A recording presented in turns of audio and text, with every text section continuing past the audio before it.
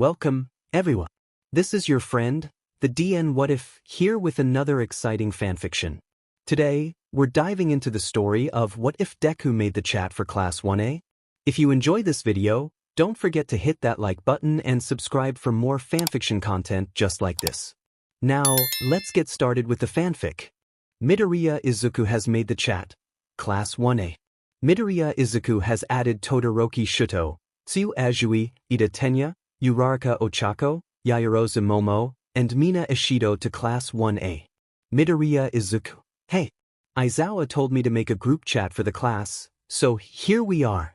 I don't have the whole class though, so if anyone has any missing contacts please add them. Uraraka Ochako, Midoriya. Uraraka Ochako. It's been forever since we've talked. Midoriya Izuku. It's been 30 minutes. Uraraka Ochako. Forever. Iida Tenya. Midoriya, this was a good idea.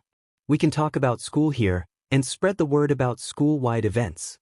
Mina Ashido. Anyways, here are some cool memes I found. Iida Tenya. Mina.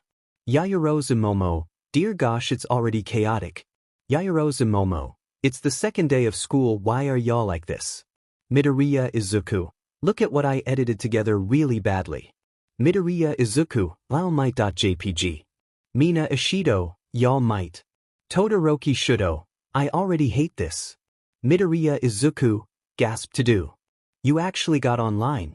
Todoroki Shouto. This is a mistake. Midoriya Izuku has added Bakugo Katsuki to the chat. Midoriya Izuku. Knew I forgot someone in my contacts. Bakugo Katsuki. What the is this? Mina Ashido. Ah yes, Bakugo screaming. Feels good, feels natural. Bakugo Katsuki. Shut the up Pinky P. Mina Ashido. Don't diss MLP man. Todoroki Shouto. What is MLP? Mina Ashido. GASP. Uraraka Ochako. Shun the ignorant fool. Mina Ashido. SHUN. Yaoyorozu Momo. I have a headache, can y'all be quiet please? Iida Tenya. I give up. Yaoyorozu Momo. That is very valid, Iida, don't feel bad. Mina Ashido. The rest of the Baku squad has to be here. Bakugo Katsuki. The WHAT. Mina Ashido has added Kaminari Denki, Kirishima Idru, and Shirohanta to Class 1A. Kaminari Denki. What's up? Kirishima Idru. Another group chat for me ho destroy with memes. Midoriya Izuku. I kinda wanna ask but I think I might see it soon enough. Shirohanta. THATSALOTOFDAMAG. Class 1. Midoriya Izuku. Is anyone else excited for today? Bakugo Katsuki. We're all on the same bus, talk to US in person you coward. Uraraka Ochako. Do I need to kill someone for being rude to the cinnamon roll of the class? Bakugo Katsuki. What the? Todoroki Shouto. What is going on right now? Todoroki Shouto. Why is Kaminari creeping up on Aizawa? Kaminari Denki. BC I have a Sharpie and he's sleeping. Tsuyu Asui. Kaminari you are literally about to die, don't do it. Kirishima Idru. Who wants to bet that he's about to get punted halfway across the bus? Mina Ashido. I. Shirohanta. I. Bakugo Katsuki. This is ridiculous. Midoriya Izuku. Ah. I don't have any money on me but I'll still join the bet. Tsuyu Asui. Todoroki Shouto. I. Yaoyorozu Momo. Iida Tenya. Don't bet on our classmate getting hurt. Mina Ashido. And there he goes. Midoriya Izuku. Look at Aizawa-sensei's face. Shirohanta. This Kaminari actually got him the mad lad. Kirishima Idru. For those who can't see this at the moment. Kirishima Idru. Aizawawaskaten.jpg. Mina Ashido. LDF Iida Tenya. He actually got punted across the bus. Midoriya Izuku. I feel bad he looks dead inside now. Bakugo Katsuki. Like you know how that feels, Deku. Midoriya Izuku. Uraraka Ochako. I am about to destroy someone for harming the cinnamon roll, does anyone want to join? Midoriya Izuku. It's fine, Uraraka. I'm used to it so. Uraraka Ochako. Used to it? Iida Tenya. Aizawa-sensei is talking. Iida Tenya has locked the chat for 30 minutes. Class 1 Uraraka Ochako. Hello, yes, is anyone else able to get online? Uraraka Ochako. Please, I am in the mountain zone, where is everyone else? Kirishima Iida. Me and Bakugo are in the fire zone. Yaoyorozu Momo. I'm in the earthquake zone. Tsuyu Asui. I'm in the water zone, and I've found my neta over here, so ik einfdc hashtag etgif urgsnft.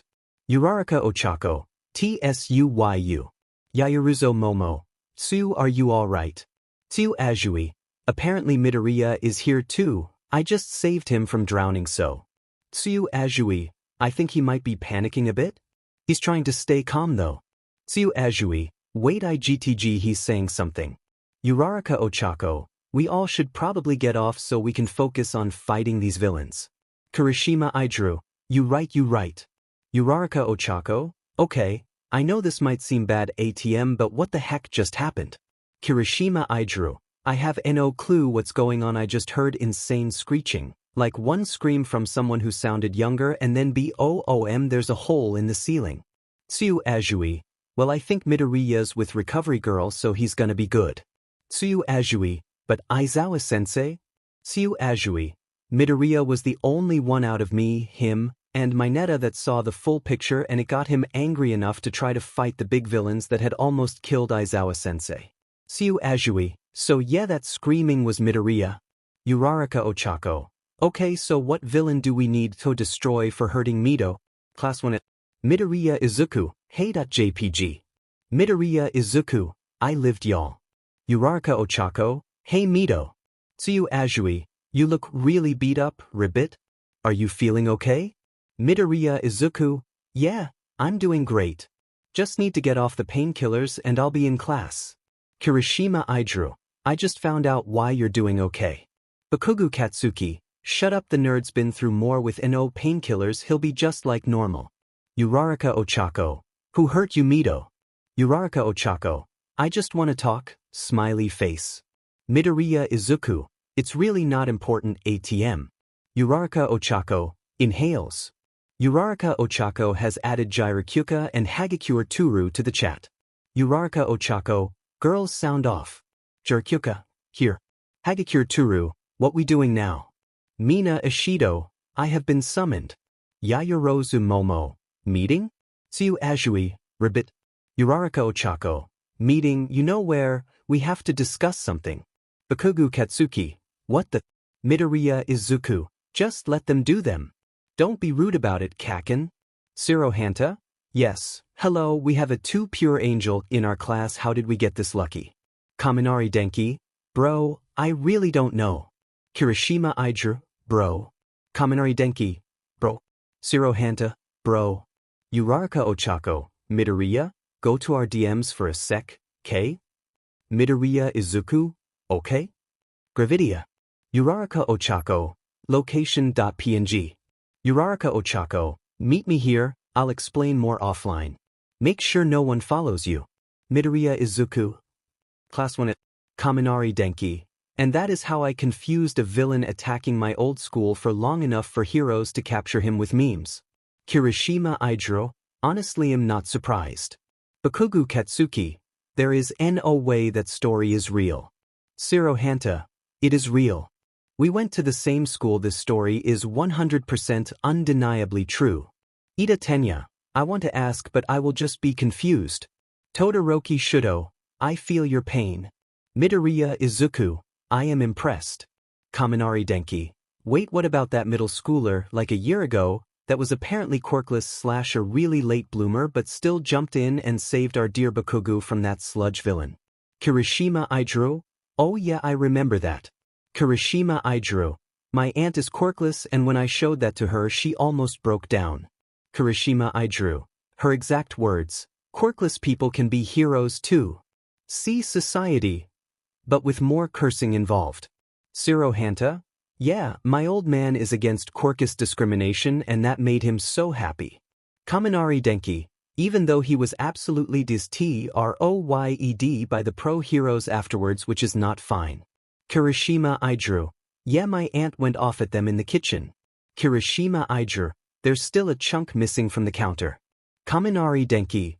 Kiri is traumatized. Goja. Uraraka Ochako has added Midoriya Izuku to the chat.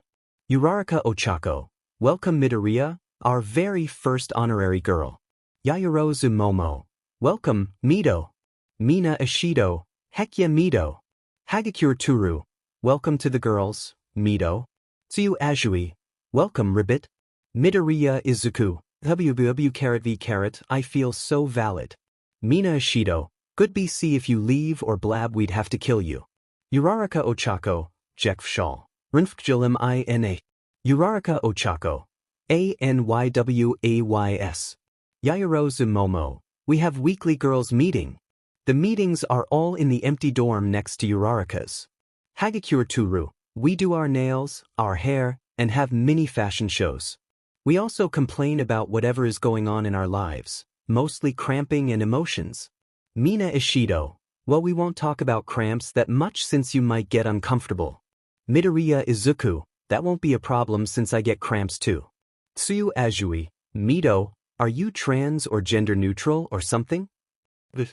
Midoriya Izuku. Curse my sleep-deprived brain. Midoriya Izuku. I'm actually gender fluid but I was born with a female body so. Mina Ashido. Pronouns. Midoriya Izuku. Yaoyorozu Momo. Give us your pronouns in this chat, so we don't misgender you. Midoriya Izuku. Today I'm she/her. Yaoyorozu Momo. Got it. Midoriya Izuku. Class 1 at Kirishima Idru. Me and Mido are chilling in the living room. Kirishima Idru. He just looked at his phone and can someone explain why he just burst into tears? Yaoyorozu Momo. Mido, are you good with me telling them? Kirishima Idru. He just nodded. Yaoyorozu Momo. Good, well Mido is gender fluid and female today. Kirishima Idru. Gasp. Kirishima Idru. I am so sorry Midori, I didn't mean to misgender you. Midoriya Izuku. Ist fnai. Kirishima Idru. It is not. Kaminari Denki. Hi, gender fluid buddies. I'm also fluid Mido, you aren't alone. Midoriya Izuku. I've never been accepted like this in my life, I am sobbing. Uraraka Ochako. Sue, who do I need to kill for hurting her? Bakugu Katsuki. You nerd, why didn't you tell me earlier? Bakugu Katsuki. I probably misgendered you hundreds of times. Midoriya Izuku. Things were bad enough, I didn't want them any worse. Uraraka Ochako. Snatched. Uraraka Ochako. Girls, meet me and Mido's room, we have a sad fellow girl to cuddle. Kirishima Idru. She wasn't kidding. Kirishima Idru. She just used her quirk on Mido and dragged her through the air to the elevator. Kaminari Denki. Wait. Kaminari Denki. Yao, you remember how to make the identification bracelets, right slash? Yaoyorozu Momo. Kami, you can be a genius, oh my gosh. Jirakyuka. Shocking. Kaminari Denki. Jirakyuka. Eve bin tainted chapter text. Class 1 at Sirohanta. Seriously, where do you think that quirkless/late bloomer kid is? Todoroki Shouto. Siro, it's 3 a.m. What makes you think they're awake? Uraraka Ochako. I really don't know. Jirakyuka. This is about this kid, right? Jirakyuka. YouTube videos.doigestis.mov. Kaminari Denki. Yaoyorozu Momo. That kid low-key made my family have existential crises about quirks. Yaoyorozu Momo. BC, that kid was probably the only quirkless person there. Yaoyorozu Momo. And the fact that they rushed in when no one with a quirk wanted to? Yaoyorozu Momo. The kid basically turned the ideology of quirkists and quirkism on its head. Todoroki Shouto. Not everyone. My dad was angry as heck at that video. Todoroki Shouto. He claimed that the quirkless kid should have been in the monster instead of Bakugu and that they needed to be terminated anyways. Tsuyu Asui. WOT. Mina Ashido. Dude, that's messed up. Kirishima Idru. I mean, what is it like to grow up quirkless nowadays? BC, when my aunt grew up, there were more quirkless people around, but now like 98% of the children born are quirked. Bakugu Katsuki at Midoriya Izuku. Look, a question for you nerd. Midoriya Izuku, what? Midoriya Izuku? Yeah, I was a late bloomer, so I basically grew up quirkless, ask away. Uraraka Ochako. Ooh, how late of a bloomer were you? And pronouns please. Midoriya Izuku, they slash them. Well, the first time I used my quirk was at the entrance exam? And I didn't even know if I had a quirk until I used it? Uraraka Ochako, Wait.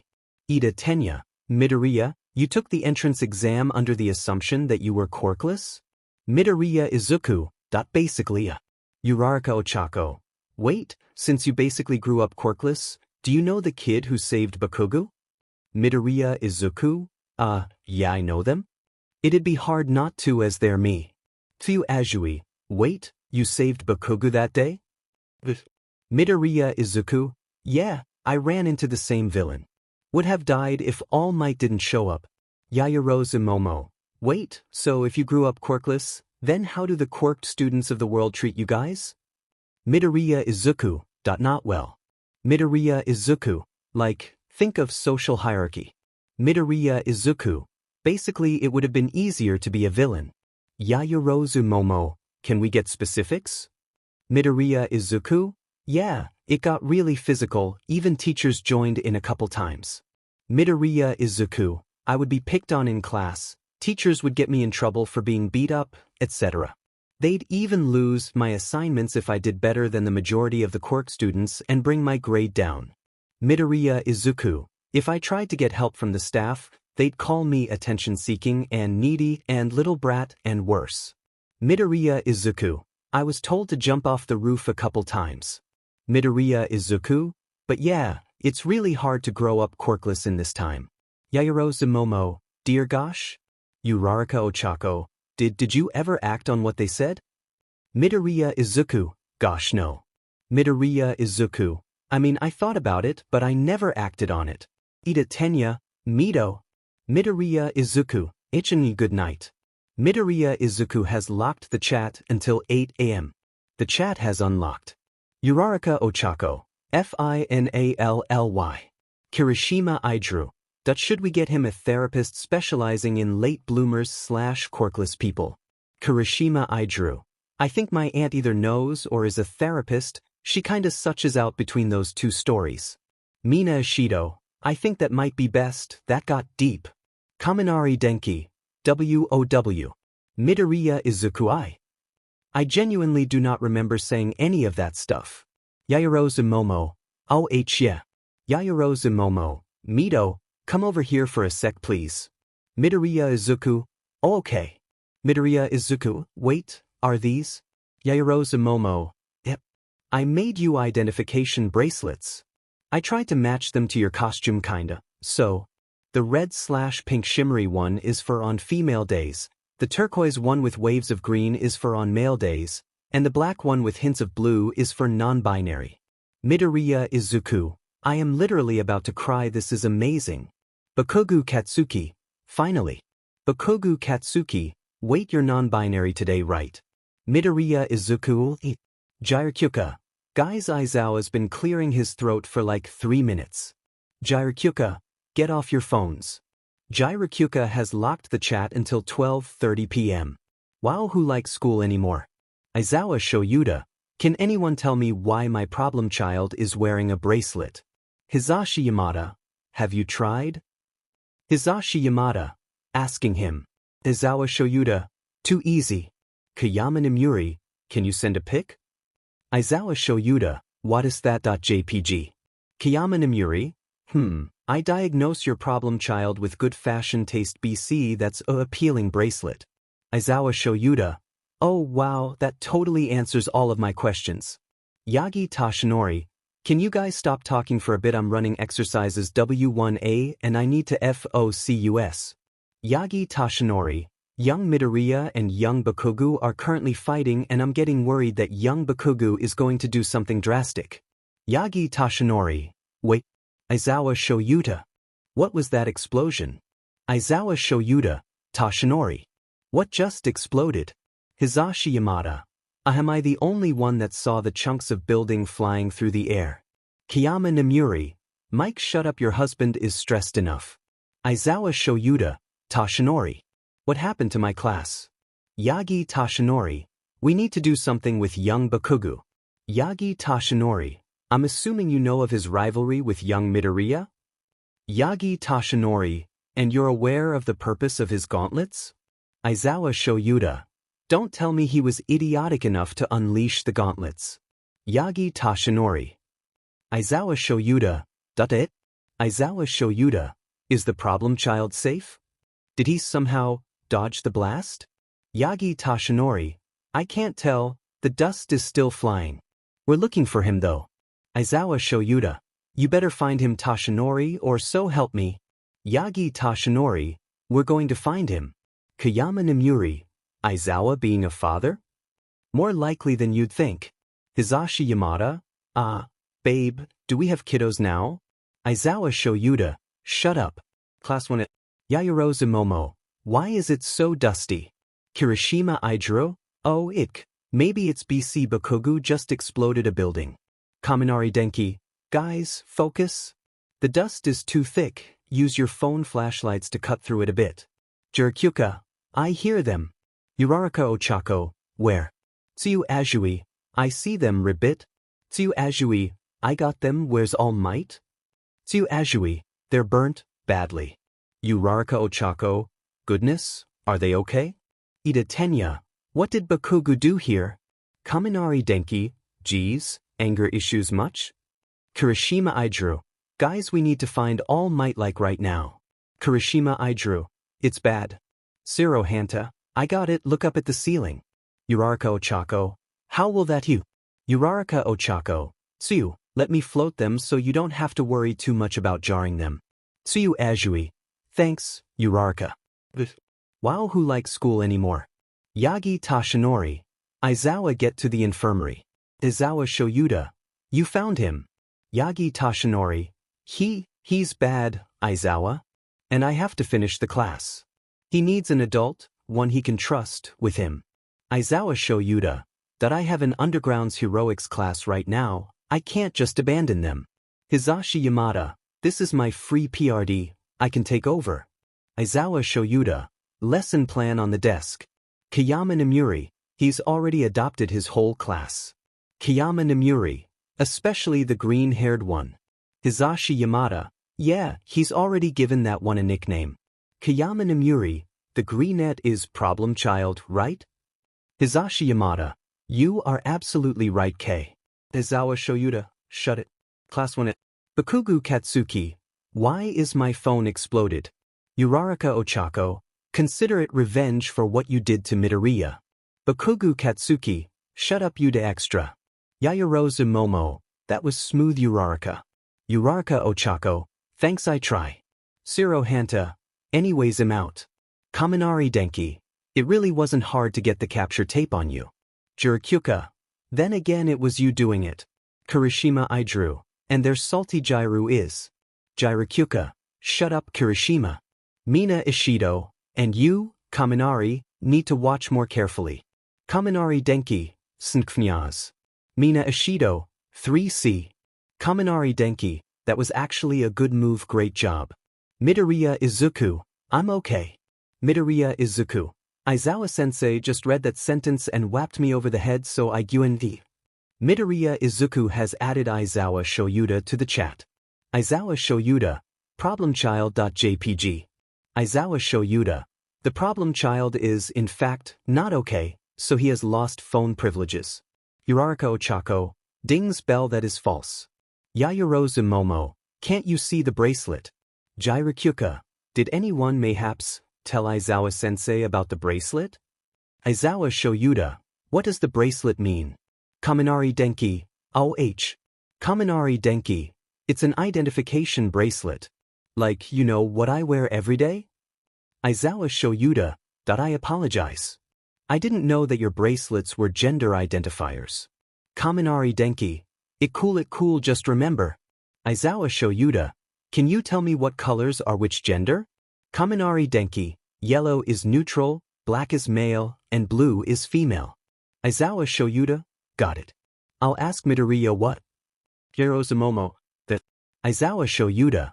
I'll ask what colors their bracelets are myself. Aizawa Shoyuta. I have some things to attend to, keep yourselves occupied. Wow, who likes school anymore? Aizawa Shoyuta. Apparently we need to ask our students what they identify as. Aizawa Shoyuta. I've probably misgendered two of them multiple times already and I have no clue what the others identify as so.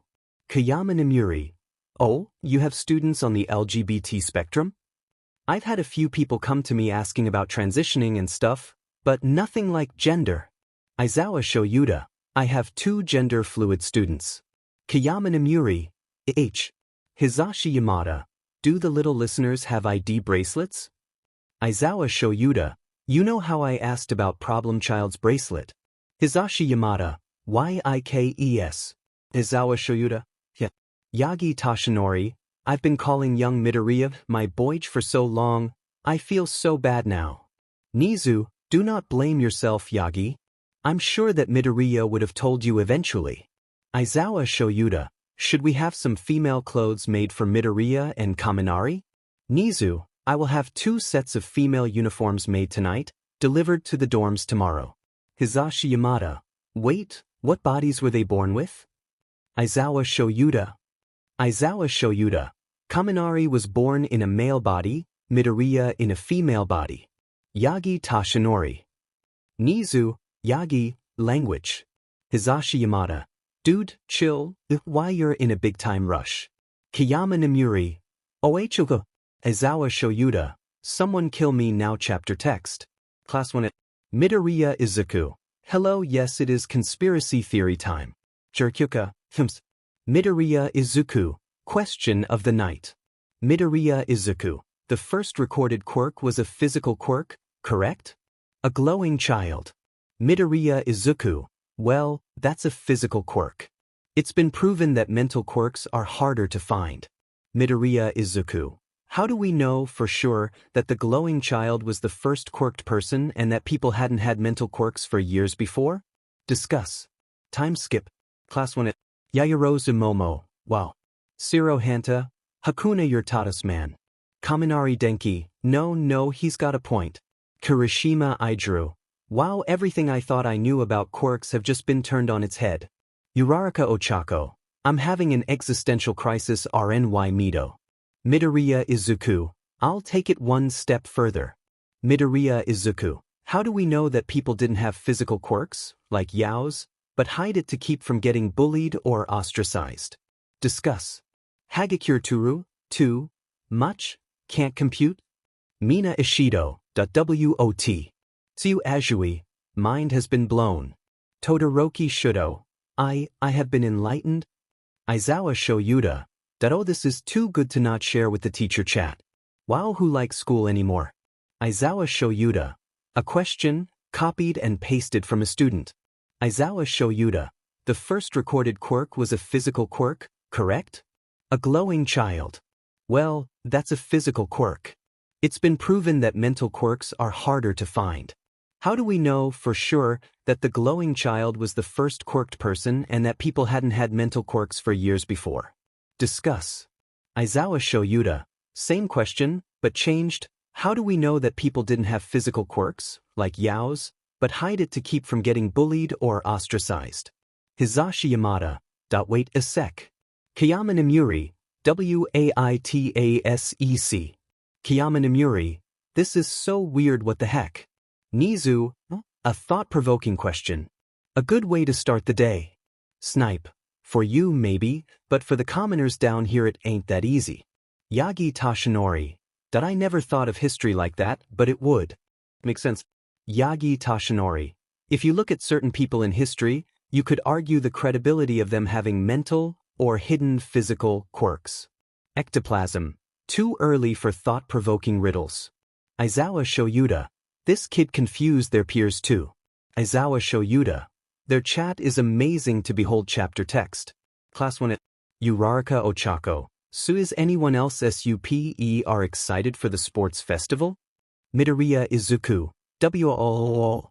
Todoroki Shouto. Please shut up. Bakugu Katsuki. You all better be prepared to eat my DUST. Yaoyorozu Momo. Yeah right Bakuju. Midoriya Izuku. Ijichus FZFDSXCLGFSD. Tsuyu Asui. I am so proud Yamamo. Shiro Hanta. I get online to see Yao absolutely destroying Bakugu. Kaminari Denki. You're doing amazing sweetie. Hagakure Turu. TBH, that's like all the girls at Mido. Midoriya Izuku //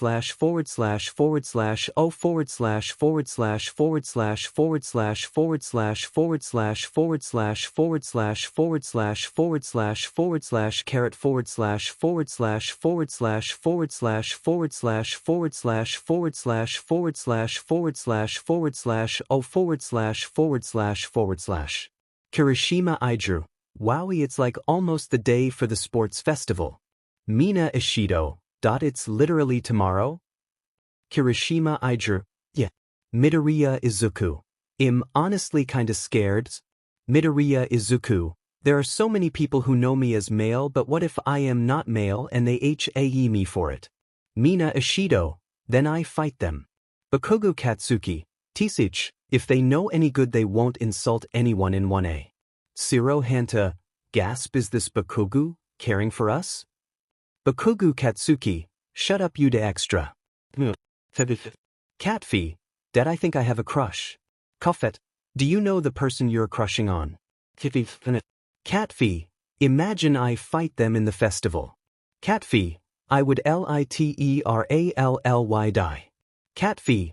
I am already dying, just imagining what they'll look like. You, my son, are head over heels. Catfee. I know W. Coffet. Perish. Catfee. WOW. Wow, who likes school anymore? Aizawa Shoyuta. Hizashi, our son just had his first romance-based panic. Hizashi Yamada. LHDFLX Gainus. Hizashi Yamada. WHO. Aizawa Shoyuta. He didn't say, he just said that he has a crush on someone. Aizawa Shoyuta. The panic was about what they would look like fighting. Kayama Nimuri? Kayama Nimuri. Oh yeah, he told me about it yesterday. Aizawa Shoyuta. WHOISIT. Kayama Nimuri. Perish. Hizashi Yamada. Traitor chapter text. Midoriya carefully clasped her reddish-pink bracelet onto her wrist. Tugging a brush through her wild curls, she pursed her lips when it refused to comply. Shrugging, she mentally went through her morning routine. It was all the same, all done. Exactly on time. Zipping her UA jumpsuit up the rest of the way, she pulled her signature red shoes up and laced them tightly. If they came loose during the competition, it could get her out. Not good. A knock on her door made her jump. Sprinting to the door, she opened it to see Yaoyorozu, Uraraka, and the rest of the girls waiting outside her dorm. A squeal from Uraraka. "Oh my gosh, Midori! You look so good," said girl blushed, rubbing the back of her neck bashfully. I didn't do anything special today, Uraraka." The gravity girl huffed, poking Midoriya in the cheek. "Shut up, you look amazing." She rolled her eyes, smirking a bit. "The flash of she'll abandon you, they all will, they're just like him " were firmly tamped down, resolutely ignored. It still sent a shiver up her spine. Yaoyorozu and Mina were happily chatting, and Uraraka and Tsuyu jumped back into their own conversation. Jairu's ear jacks were plugged into her phone, and she was humming along to whatever she was listening to. This time, the loneliness she had repressed was that much harder to hold back. Then a finger tapped her on the shoulder. Midoriya shrieked, jumping into the air and clinging to the closest thing she could see. Burbling laughter erupted from around her, and her ears burned red. She went even redder when she realized she was Koala-gi on Yaoyorozu's back, which was shaking in laughter. "They're laughing at you, they're going to hate you, you're just an embarrassment to them " She gracefully slipped down. And by gracefully, she slowly slid off and crumpled into a heap on the ground, curling into a little ball on the floor of the elevator. "You, Midori? Go ahead, I'm dead." "Oh, that's a shame, guess we'll have to do this." Her little spiral of self-pity was harshly interrupted by fingers digging into her sides. Bursting out into her own laughter, she shied away and batted at Mina's cool pink lemonade-colored hands. After a few more seconds of the friendly torture, the hands eased up and pulled her onto her feet. Midoriya rubbed her sides, trying to get rid of the tinglies remaining and giggling a bit. Jairu came up next to her and nodded. "Sup?" She returned the nod, repressing her inner self that was squealing happily at the thought that they willingly talked to me. "You excited for the tournament?" Out of nowhere, a cool rush of confidence swept over her body, dissolving her spiraling thoughts, and for a second she swore she heard 7 other voices, all different, whooping and cheering for her. But the voices faded as the confidence remained. Ignoring the unknown voices for now, she pulled her shoulders back, putting on a determined face. Suddenly the feigned excitement wasn't as fake. Heck yeah. Jiraiya nodded and grinned as the elevator finally dinged and let them out on the ground floor. The walk through the common room was quiet. This time, Midoriya was a part of the quiet chattering from the group, and she and Mina got into an argument about Mothman and Bigfoot being either primitive gnomes or mutant quirked people. Uraraka was firmly on the side of them being mutant quirked, Mina was arguing the gnomu side, and Midoriya was swinging back and forth. Tsuyu was hopping after a butterfly fluttering along the path. Yaoyorozu and Jiraiya were listening to music together. Finally, they were at the testing grounds. Here, Midoriya was separated from the other girls, except for Yaoyorozu, as she was shunted to her spot in the class line, seat/spot. Taking the time to smack a drooling Mineta, she startled at feeling eyes on her. Turning around, her eyebrows furrowed when she saw a purple-haired boy that she remembered from Class 1C looking at her. He was Shinso Hitoshi, one of the brave souls that had mouthed off to Bakugo Katsuki and lived. But as their eyes met, she was startled to feel a warmth rise to her cheeks and a vice around her heart. He was first to look away, as his line was traipsing into the stadium following his classmates, but Midoriya was left wondering just what the heck had clamped itself around her heart and squeezed. Then it was their turn to walk into the stadium. There was cheering, most likely from the other classes. But when Class 1A walked through the doors, the stadium exploded. Midoriya flinched back at the noise. Unbidden, memories of explosions, heat scorching her skin, fire burning down a hallway, pain blooming from her side. A cool hand on her shoulder startled her. Yaoyorozu was reaching over Mineta and had a hand on her shoulder, offering silent comfort. Her eyes said it all. "Are you okay?" Midoriya nodded back, ignoring the slight shaking in her knees. She focused herself on the announcer's box. Present Mike was excitedly announcing their class, and then their names, by number. Next to him, Aizawa's bandaged face stared down at the field. Right below the box, there were a couple pro heroes seated, obviously in the best seats to view the battles. As her name was announced and she chanced a tiny wave to the audience, she saw Kamui Woods and Backdraft lean forward a bit. Kamui was saying something to Backdraft, who nodded. Next to them, Hawks was waving enthusiastically at every competitor. As he waved at her, he sent a look at the two next to him, his wings slightly ruffled. They seemed chastised, both settling back into their seats. She was barely paying attention to the commentating, only tuning back in when Bakugo sauntered up to the microphone. He leaned into the mic and cleared his throat. "I just want to let everyone know, I'll be winning the gold, so don't even think of trying against me." The other classes roared in anger. Midoriya was just numb. He was dead serious. He truly thinks he'll beat everyone here. He's probably right. The classes were all herded back to their waiting areas. Before Midoriya could enter the room, she felt a cold hand snag her shoulder. Pulled out of the current, she flopped like a fish as her feet adjusted to being pulled instead of being pushed through the crowd of classmates. She finally looked up to see exactly who had pulled her aside. Todoroki-kun? Todoroki-kun? The bicolored-haired teen finally released her arm and turned to face her. They were in a hallway, only the two of them. "My father has raised and trained me to beat All Might for the spot of #1 hero." Despite herself, Midoriya's eyebrow quirked up. That was a lofty goal. Todoroki continued. "You seem to have a connection with All Might." Oh gosh, he figured it out. "I'm gonna be in so much trouble. All Might will be mad at me." She didn't realize her fingers had been trembling until she snapped herself back into the real world. "Are you All Might's secret love child or something?" And cue surprise choking. Her eyes flashed open as she coughed on her own spit, which she had accidentally inhaled. Her hands were flying, waving through the air and rubbing the back of her neck and hugging herself. Why would what gave you that idea?" She finally settled on an awkward stance, hoping that she hadn't let all of the stupid confused noises her head was filled with out into air. Todoroki just raised an eyebrow. Well, you still have a connection or relationship with him.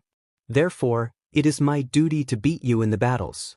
Don't make it easy on me. He turned to leave, but Midoriya's brain had finally started working again. Wait, Todoroki-kun. He stopped, turning the slightest bit. Your father's goals don't have to be your own, you know. He just hummed and left. She was left behind, to bask in the ultimate confusion and the vice, once again, on her heart that the encounter had given her for what felt like forever, before walking out herself. Then she smelled what seemed to be burning plastic, and her nose wrinkled against the stale scent. Creeping down the hallway, she suppressed a gasp when she saw what was going on. Endeavor. He had obviously been yelling a minute before, if the way he huffed and turned to leave was any indication. Todoroki seemed to be frozen against the wall. Midoriya's eyes flashed as she stomped down the hallway. Endeavor saw her, and his face twisted into a half-grimace, half-smirk. Ah, you're All Might's little brat. Don't make winning too easy on Shouto. She saw red at this. Endeavor, I'm not All Might. Well, that's OB-. That's obvious, right? She ignored the small burst of heat that came from her interrupting him. Well, if Todoroki doesn't want to take the #1 spot, you can't force him to? She sashayed down the hall. Passing by the number, she stopped next to Todoroki, but kept her back turned to him. After all, if I'm not All Might, then Todoroki isn't you? With that final word, she grabbed Todoroki's arm. He seemed startled at her tone of voice, and a small flush had settled high on his cheeks. Endeavor had been stunned into silence. Now come on, Todoroki. I wanted to show you that awesome picture on my phone before the festival starts. She pulled him down the hall, ignoring the burst of flames and wall of heat against her back as Endeavor roared in anger. Midoriya sighed in relief as soon as they were able to duck into an empty room. Phew, that was probably the most nerve-wracking thing I've done today. She turned to Todoroki, who still looked starstruck. You? Earth to Todoroki-kun? He just blinked before dashing.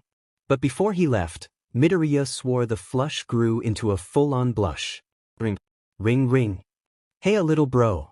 So, I'm excited to see your matches. How deal with romance panic, please? You've had your first gay panic? Can it still be a gay panic if the person in question is gender fluid and is female today? Pan panic. Natsuo, I'm serious, I am a big crushing right now. Hey Chillix. Just go through your fights, then worry about your pan IC. Got it, little bro? Thanks. Anything for my little show. Your call has been ended. Ring, ring, ring. Shin? Why are you calling? Dad, my crush is a girl now and she's really pretty and appealing and I would low-key let her kill me, and Dad, how do I deal with this dash? Ah, the panic increases. I missed it.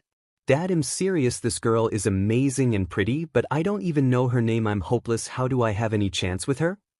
Dad, I'm giving you to Hizashi, he's better at this. Yeah. Pops, I'm panicking, I would low-key let my crush destroy me, she is appealing, how to go about life when big crush is in imminent area as you? That sounds like a Yuke problem, little listener. Toodles. Pops dash. Your call has ended. Ring, ring, ring. Dear? Are you alright? Mom, I have no clue what's going on, but I saw someone before the festival and I felt fluttery, then I saw someone else and was like WOAH, so yeah, I think I'm crushing on 2 guys right now. Well, good luck with that, honey. Knock the matches out of the park. Mom, wait, I need advice dash. Good luck. Your call has ended. Chapter text. Midoriya huffed at her phone screen. Ignoring the flash of annoyance at the lack of help, she made her way back to the waiting room. Most of the students were supporting each other, letting her slip by unquestioned and shove her phone into her assigned locker, taking the time to grab a small fidget cube she had stashed there earlier. Then the intercom buzzed, and Midnight's deep, sultry voice rang over the room. Participants, the first leg of the festival will begin in 10 minutes. She relaxed a bit at the familiar tone. As an out and proud male to female transgender, Midnight had some of the best advice on gender and identity. She had talked to her a couple times, despite it only being a couple weeks since school had started. She sat at the table and tapped her fingers on the surface, letting herself drift in the buzz of noise. It was almost too much, just barely quiet enough to keep her from sensory overload. Picking up the fidget cube, she busied herself pressing buttons and clicking suches, letting the familiar motions calm the pumping heart in her chest. Almost against her will, she started humming a familiar song that she had heard a while ago. Apparently it was called Peace Sign, and she related to it on a spiritual level. It almost sounded like the ending to an anime, but that was silly. No animes she knew had a song named Peace Sign as their ending theme. Plus the version she listened to was in English. She had decided to ignore the weird glitchiness that always appeared whenever she listened to the song and tried to Google animes at the same time. She always saw a weird search called Boku no Hero Academia / My Hero Academia, but whenever she clicked on it her computer crashed. It never appeared in the memory files, and it never appeared if she wasn't listening to the song. Almost like it was hopping a dimension or something. Nah, that was silly. Why would a song, or a strange search she could never find, be because of hopping dimensions? She jumped when her cube was snatched away from her hands. Looking up, she saw Bakugo tossing it in one hand. Hey, Kaken. Give it back.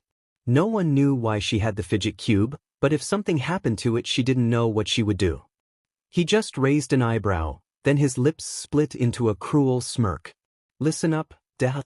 She flinched away as he lunged towards her, stopping when their noses were basically touching. Don't you even dare try to beat me. You were quirkless, I've had years to perfect my quirk. So don't even try. With that last sentence, she squeaked as his hand detonated with the fidget cube in it, and she watched as the remains drifted to the floor. Then a firm hand landed on Bakugo's shoulder.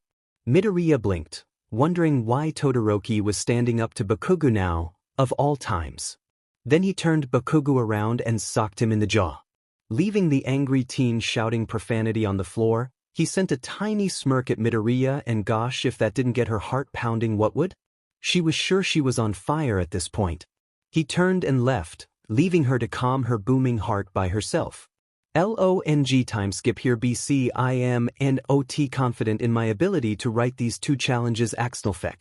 Midoriya put her hands on her knees and tissy in air as she hyped herself up. The first round, an obstacle course, had been interesting. Her arms still hurt a bit from swinging that chunk of robot. But the looks on Bakugo and Todoroki's faces had been amazing. Then the second round, the team exercise. The support course girl, Hatsum's, inventions hadn't kept their team from falling to fourth place, a fact that still kind of irked Midoriya. But nevertheless, it was over and done now. And now it was the 1v1 battles. The brackets were being assembled at the moment, and she was shaking in anticipation for the upcoming battles she knew were coming. Against her will, her mind flitted to the two boys.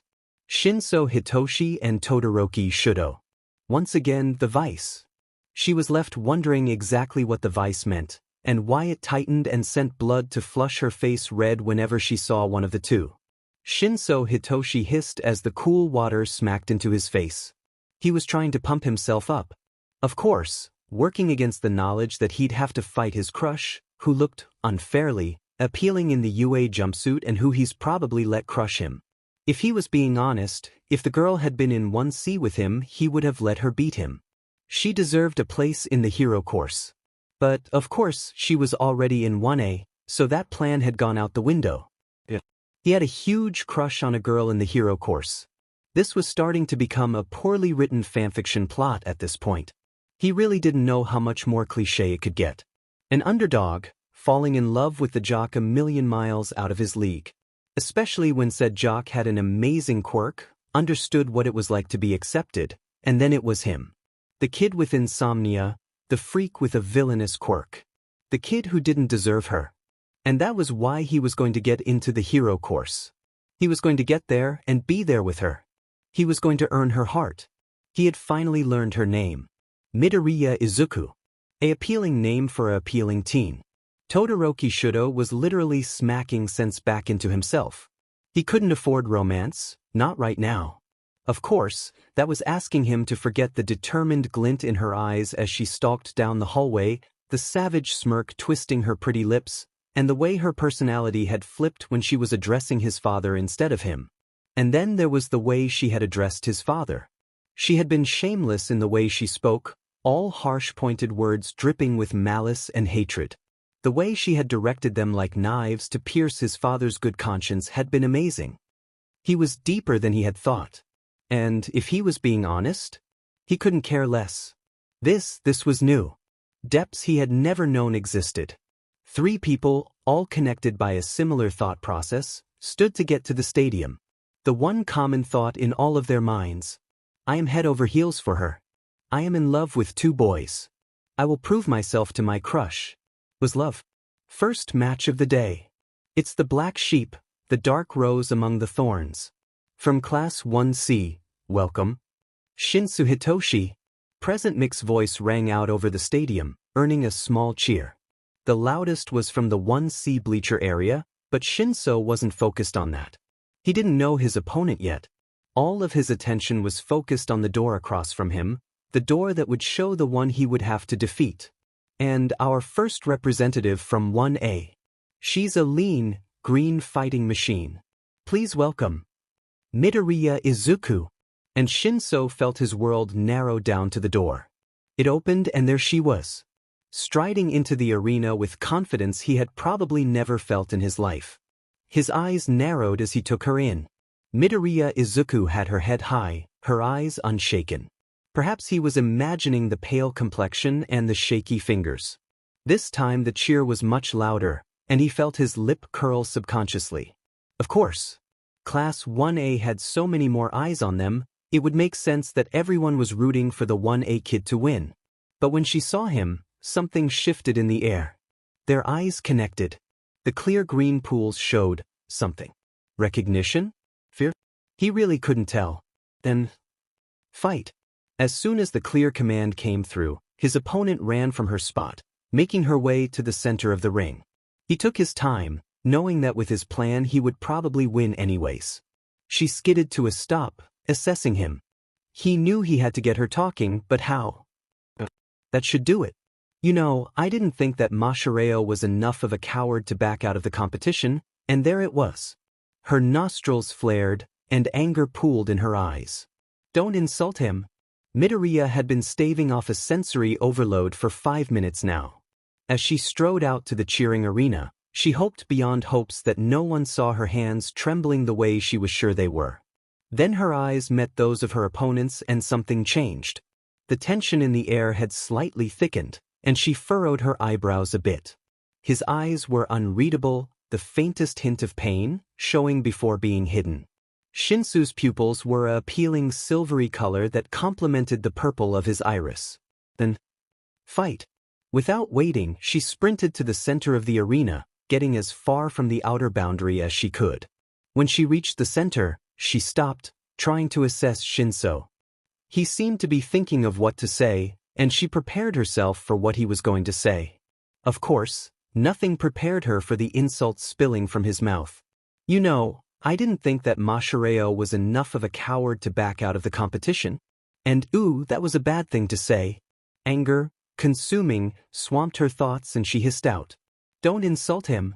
And then something happened. Midoriya had no clue what had just happened, but the noise of the arena had faded out, a soothingly quiet buzz replacing it. All she could feel were her relaxed muscles. Her vision went to black and white, bright yellows and blues becoming grays. It was so much more peaceful, being able to hear nothing, see none of the colors that had previously plagued her mind. Then, a voice. You have a heroic quirk. But I can't let you win this. Walk out of bounds. Present Mike was screeching something, but she couldn't hear what. Against her will, she felt her legs start moving. Objectively, she knew that this was bad. But the voice was quiet, soothing her split nerves, and her mind was singing to follow it. When she thought of not following the enticing voice, her mind screeched to follow, to let the voice control her mind. And then she saw them. 7 figures. All standing in the crowds. Of course, there was one problem with them. A hand went straight through one's head. The figure flinched and crouched down, before their eyes met with Midoriya's. They jumped up, smiling. The other 6 turned around, and one stepped forward. It was a female, the only one with a definitive figure. She looked at her, and then she nodded. All at once, Control flooded back to her hands and she felt a finger twitch. She was almost over the boundary line.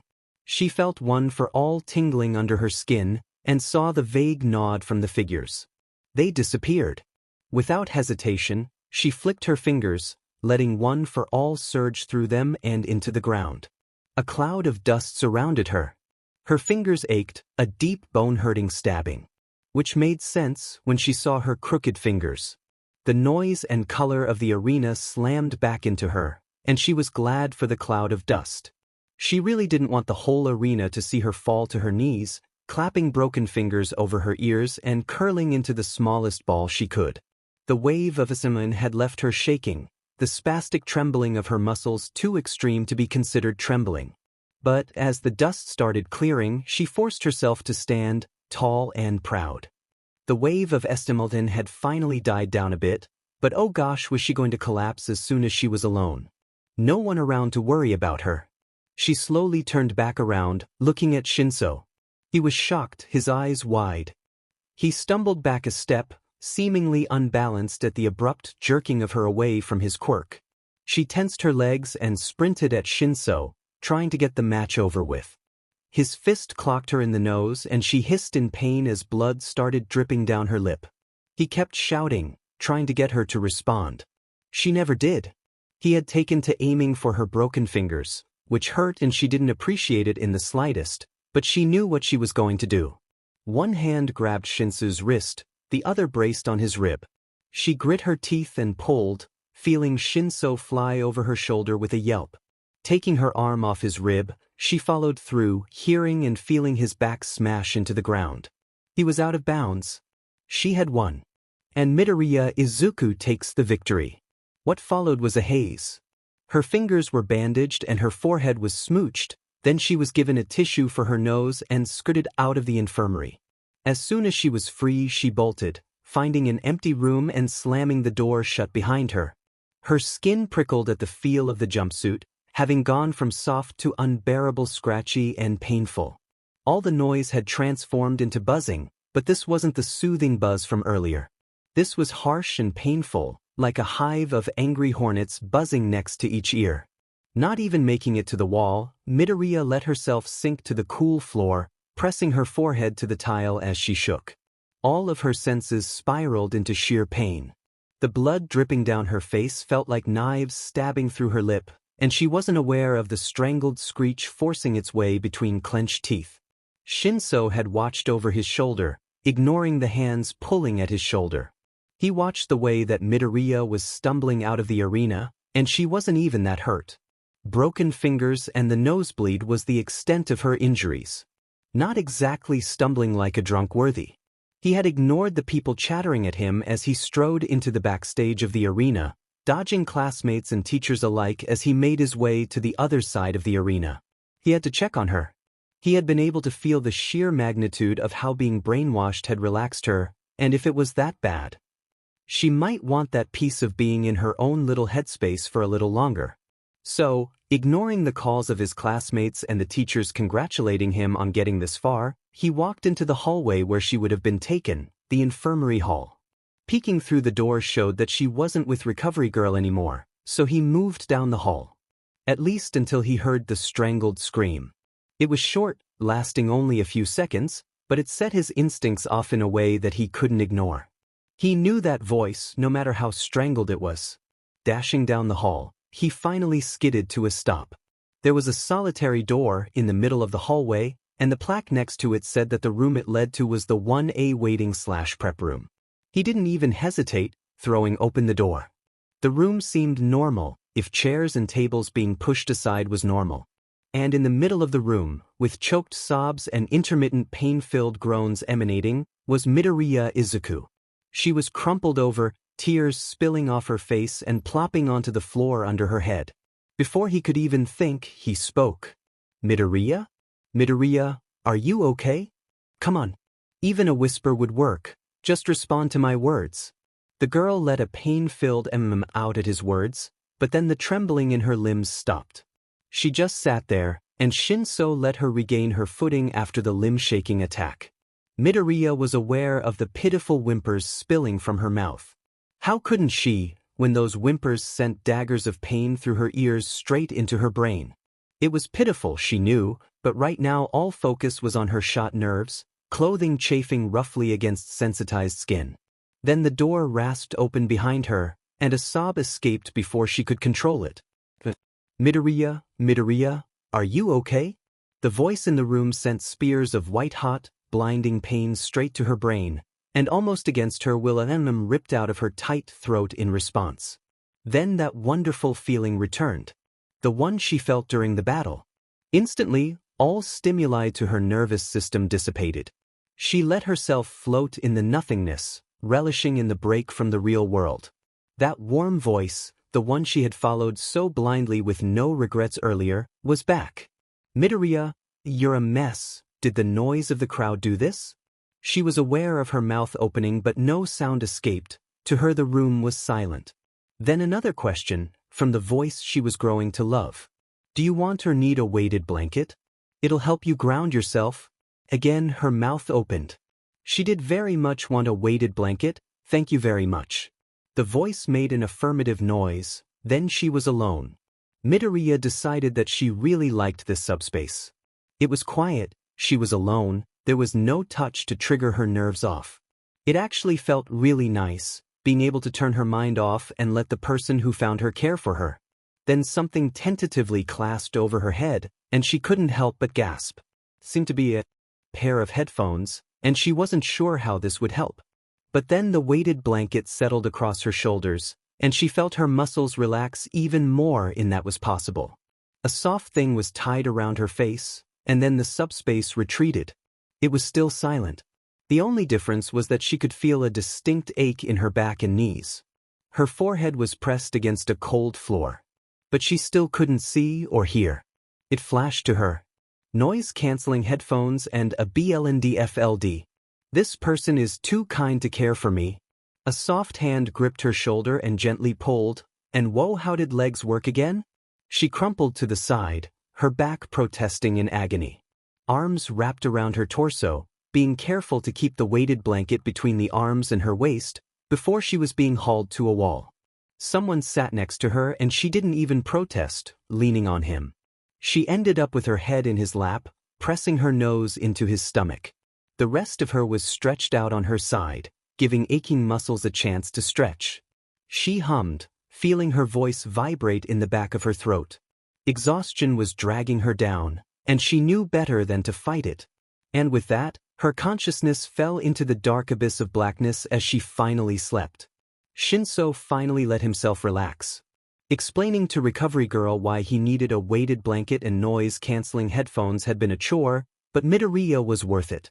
Especially the way she was pushing her face into his stomach, trusting him to let her sleep, and gosh, he was in deep for her. But, is there anyone better to be crushing so deeply on? Unbidden, his thoughts flashed to Todoroki Shouto, the attractive half-and-half boy. Yeah, he was dead.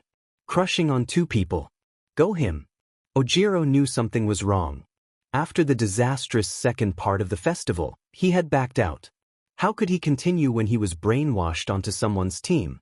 How was that fair? At least he had warned Midoriya about the Class 1C kid's quirk. It was powerful, and if he was being honest, it was more of a villain's quirk than a heroic quirk. So yeah, of course he warned Midoriya. She didn't deserve to lose to him, all because of responding to a question. But then the teen, Shinso Hitoshi, insulted him. Him, who backed out because of Shinso. Yeah, Ojiro had been pretty mad. He was still feeling bad about whacking Mina repeatedly with his lashing tail. But Midoriya, being the stupidly loyal friend she is, had replied, and then she was walking towards the out of bounds. The whole class of 1A had been screaming at her to stop listening, to fight it, but Ojiro knew better.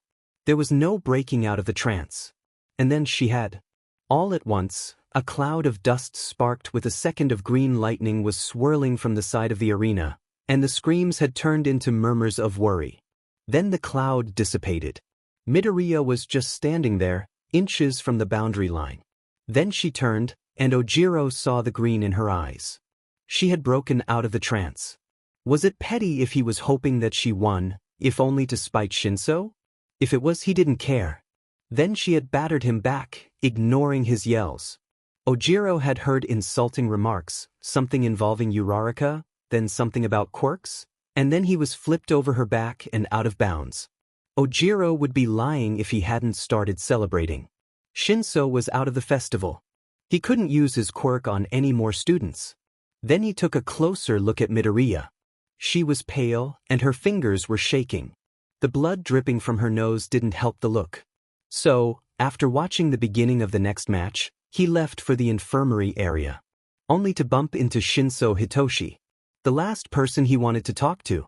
The teen had been carrying some odd stuff, like a blanket, headphones, and a blndfld. Suspicious. But Ojiro had no time to investigate. He was looking for Midoriya. So he scoffed and ignored the Class 1C teen. There was one problem. Midoriya wasn't with Recovery Girl anymore. That was not ideal. So his next stop was the 1A prep room. Worst case, she wasn't there and was in the stands instead. Best case, she was in there and completely fine. He definitely didn't expect to hear Shinso's voice. Well, okay, you're gonna need help standing, right? And then, whoa, yeah, you need some help moving. Come on, work with me. Who am I kidding? You can't hear me. You've got those headphones on. Ojiro was confused. Why was Shinso in the 1A prep room? Not even hesitating, he shoved the door open, tail coming up and ready to smack whoever got in his way. He was greeted with the sight of Shinso Hitoshi, looking like a deer in headlights. Resting her head on his lap was Midoriya. He saw the headphones, the blndfld, and the blanket on her and almost instantly realized what must have happened. His sister was autistic, and she had sensory overloads a lot. Of course, even if Shinso had helped her out of it, that didn't mean that Ojiro had completely forgiven him yet. So, without saying a word, he crossed to the wall and gently gathered Midoriya up in his arms. She just let out a sleepy mumble and squirmed a bit closer to the warmth of his chest. He raised an eyebrow at Shinso, who looked like he was about to fight for Midoriya. Listen. You may have used your quirk, you may have not. It doesn't change the fact that you manipulated me. I'm taking her back to her family. Since when was Class 1A family? But it worked. Shinso lowered his head in understanding. I won't stop you. Ojiro was about to thank him, but then he remembered. So, with a simple nod of the head, he left the room with Midoriya bundled in his arms. Yaoyorozu Momo had been understandably worried. Ojiro had seemed unsettled since Midoriya got brainwashed by Shinso Hitoshi, and he had eventually fled the stands to find her. And, of course, because Yaoyorozu was that kind of person, she was getting worried. And, so when she saw Ojiro coming back with a bundle in a blanket, she scooched over and let him put the bundle next to her. He unfolded the blanket a little bit to reveal. Mido? Yeah, she had a sensory overload. She needs to sleep. Can you give her a shoulder for now? Of course, pass her over. Midoriya's head was laid on Yao's shoulder, and she took a moment to readjust so the headphones stopped digging into her bone. She knew that she should have been watching the matches, but she found that she didn't mind watching Mido and making sure she didn't fall off her shoulder at all. It was nice, and she supposed it was because she was class mom. Speaking of, she smacked Mineta over the head when he made a grab at the sleeping figure, sending him tumbling down a couple of bleacher rows with a squawk. Back to Midoriya. She looked a lot more peaceful now that she was asleep, and Yao knew that it was because thoughts weren't buzzing through her brain anymore. She just hoped that she woke up before her next match. Speaking of her next match, it was against Todoroki, slated for about 30 minutes away. She should probably start waking Mido up, so she was fully awake for the match. Yaoyorozu started gently shaking Midoriya's shoulder, gently easing the blndfld and the weighted blanket off. She decided to keep the headphones on for now. The teen stirred, blinking large green eyes open. She furrowed her eyebrows, blinking slowly, then hands traveled to the headphones and her expression cleared from the confusion.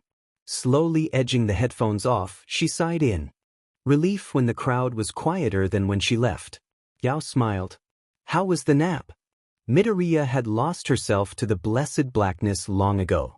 All she could really remember was a shifting in her world and a warm, bulky chest close to her. She had snuggled herself more in that warmth, letting it help soothe her mind. A soft, fluffy thing had come up and laid itself over her shoulders, then she was gone. And wow, changing from that warmth to a cold seat was wacky. The cold wind and chill weren't very welcome either. She felt herself hum in confusion. There was a hand shaking her shoulder, and the weighted blanket she had been sure was still there was gone. Midoriya slowly blinked her eyes open, letting the light of the world reintroduce itself to her. There were headphones on her head. Why were there headphones? That was why everything was silent. She eased the headphones off, startled when the loud cheering of the crowd had dissolved into a quiet buzz of activity. A lot better than the screams from earlier. How was the nap? Midoriya startled at the voice, with amusement hidden in the tone. She looked up to see Yaoyorozu looking down, fond amusement playing in her eyes. From what I've heard, you had a sensory overload attack after the match. Shinso found you and helped you out, and Ojiro brought you back to the stands. So the calm headspace hadn't been a dream. That was a relief. She felt her hands twitch and she frowned. The sudden longing for a fidget cube had risen without any warning, and she had no other way to stim readily. Well, never mind, because now she was making little chirping noises. Go her. Yao didn't question the noises, instead Midoriya saw her arm glow. A familiar shape appeared, and Midoriya's eyes widened. Here, I saw that Bakugo destroyed your fidget cube, so I made another. If you need anything like stim toys or something, you can ask. Taking the cube, she smiled a little bit and nodded to the older girl. For once in her life, she didn't feel like talking. Then she saw the ice. There was a huge spire of ice, freezing some crowd members and extending past the top of the arena. Midoriya's eyes widened. Yao noticed and glanced over. Yeah, that was Todoroki. He's scary when he gets to it. Ciro's somewhere in the middle of that ice. And wow, blood. Thanks for going straight to Midoriya's face. That was helpful. Wait, Mido, you're fighting him next. Midoriya's eyes shot wide open. Was facing him. This was gonna be interesting. Survey Finji. And the next match, the one you've all been waiting for. The legacy we've all had our eyes on. Todoroki Shouto. Midoriya swallowed, trying to calm herself down. Just her, fighting against one of the boys she had a huge pan crush on. It was fine, it was fine, it would be fine. She would make it fine. Speaking of, it was her turn to head out to the field.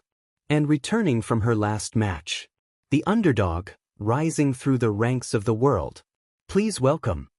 Midoriya Izuku. She strode out to the arena, and this time the squared confidence in her shoulders was real. She had a game plan. And she knew. She was probably going to lose this match. But she couldn't let him wallow in pain and the past anymore. She eyed his body stance, quickly assessing it. He was stable, ready to throw a punch. She had an idea. Recovery Girl was going to kill her, unless she somehow miraculously found out how to use OFA correctly like right now. And then someone whispered in her mind. Distribution? What the heck? Distribution? What was that supposed to mean? Then, fight. Almost instantly, Todoroki sent a practical glacier of ice at her. Her mind, still caught on distribution, fired up OFA and wow, was that supposed to feel that different? Instead of a burning in the limb, it was a warmth, just hot enough to be recognized, flooding through her whole body. Todoroki looked taken aback, and he had been blown back several feet. Maybe that was because Midoriya had just shattered the glacier with a flick of a finger. That was unbroken. Wait, unbroken? Wait. Distribution? She had been thinking about distribution. If she ever got to talk to the strange voices again, she would thank them exuberantly.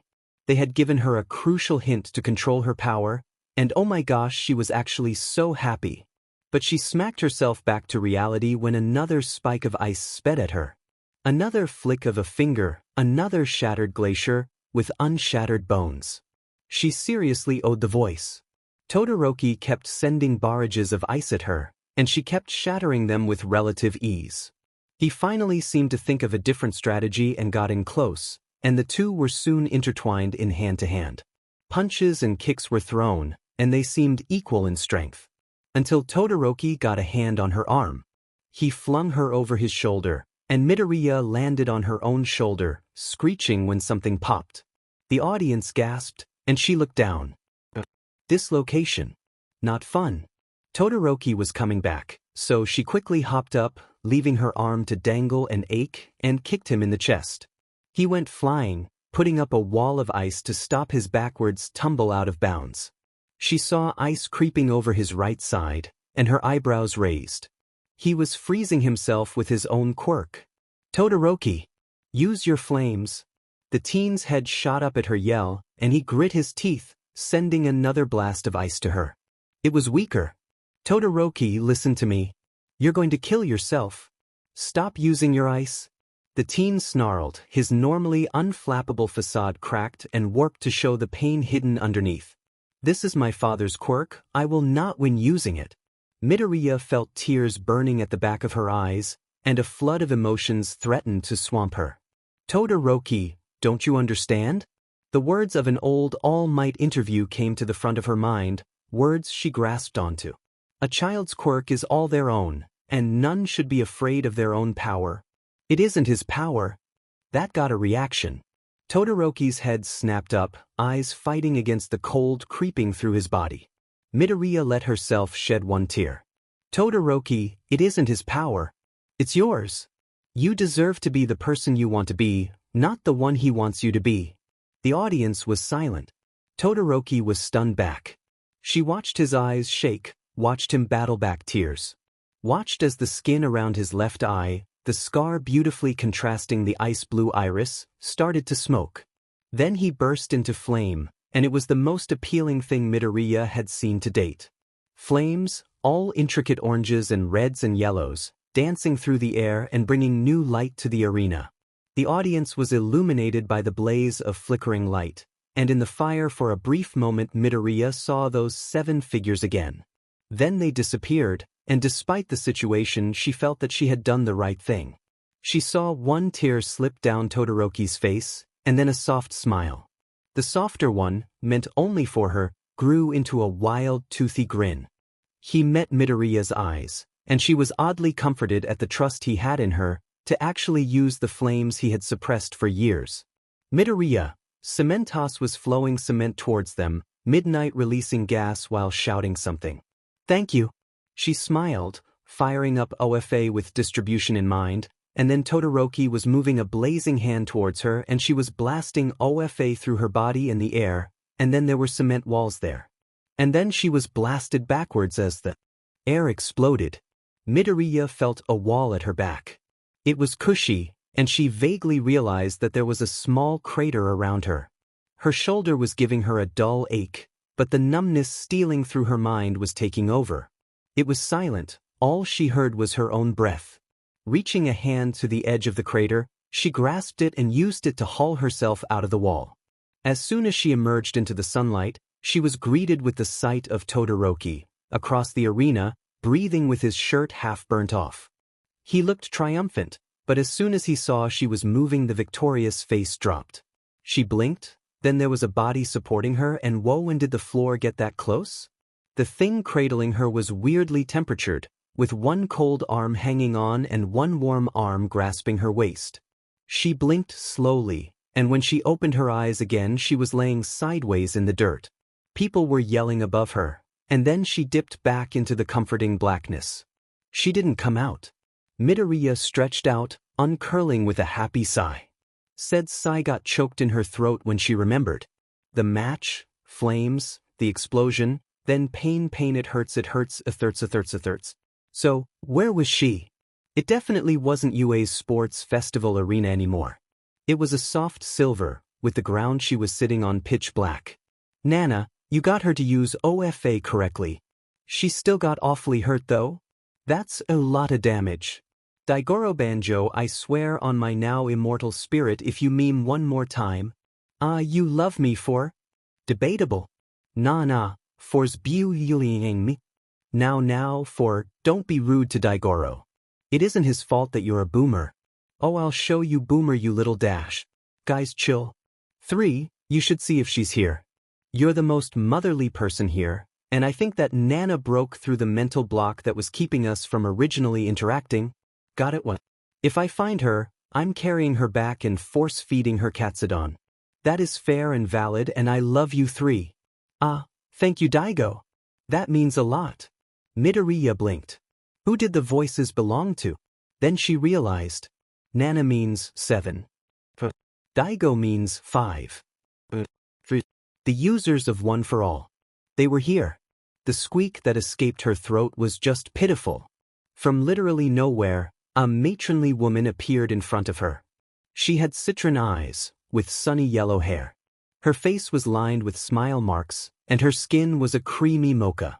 She gave Midoriya a reassuring smile, and the motherly waves coming from her made Midoriya relax a bit. She crouched and tried to put a hand on Mido's shoulder. The flinching and scooting away was reflex. She wasn't proud of it, but it was. The woman didn't seem perturbed, simply kneeling. She held her arms out, leaving herself open. The motherly vibes were still emanating from her, and the feel was so home that Midoriya felt herself tearing up. She gently uncurled from her ball, creeping forwards. The hug she tackled the older woman in surprised herself, but the tears that sprung to the surface at the feel of a warm, comforting embrace after the pain she had just endured was not a surprise.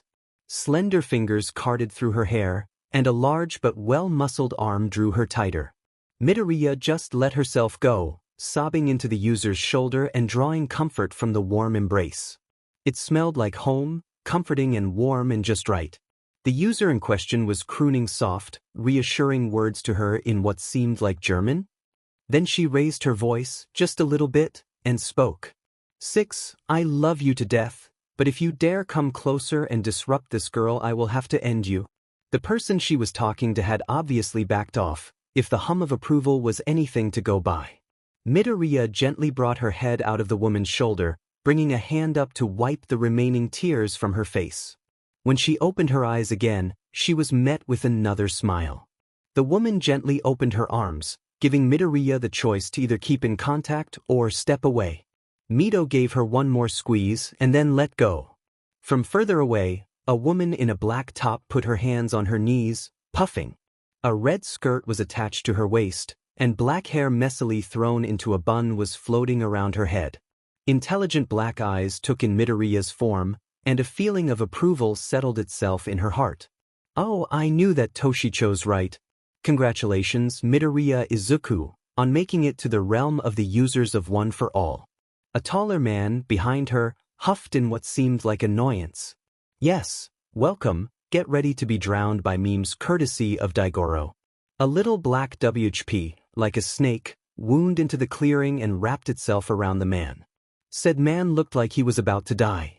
Oh no, out of literally nowhere, a shorter man with wild brown hair and a mischievous glint in toffee eyes appeared, jumping through a mass of black W's. Oyeah.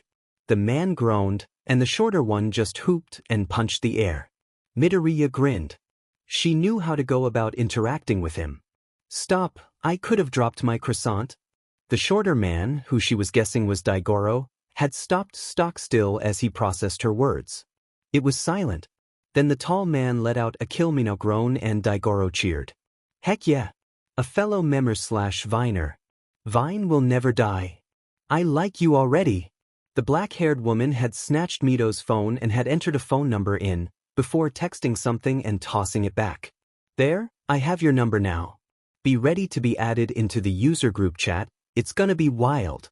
Midoriya felt fuzzy, like something was shrouding her mind.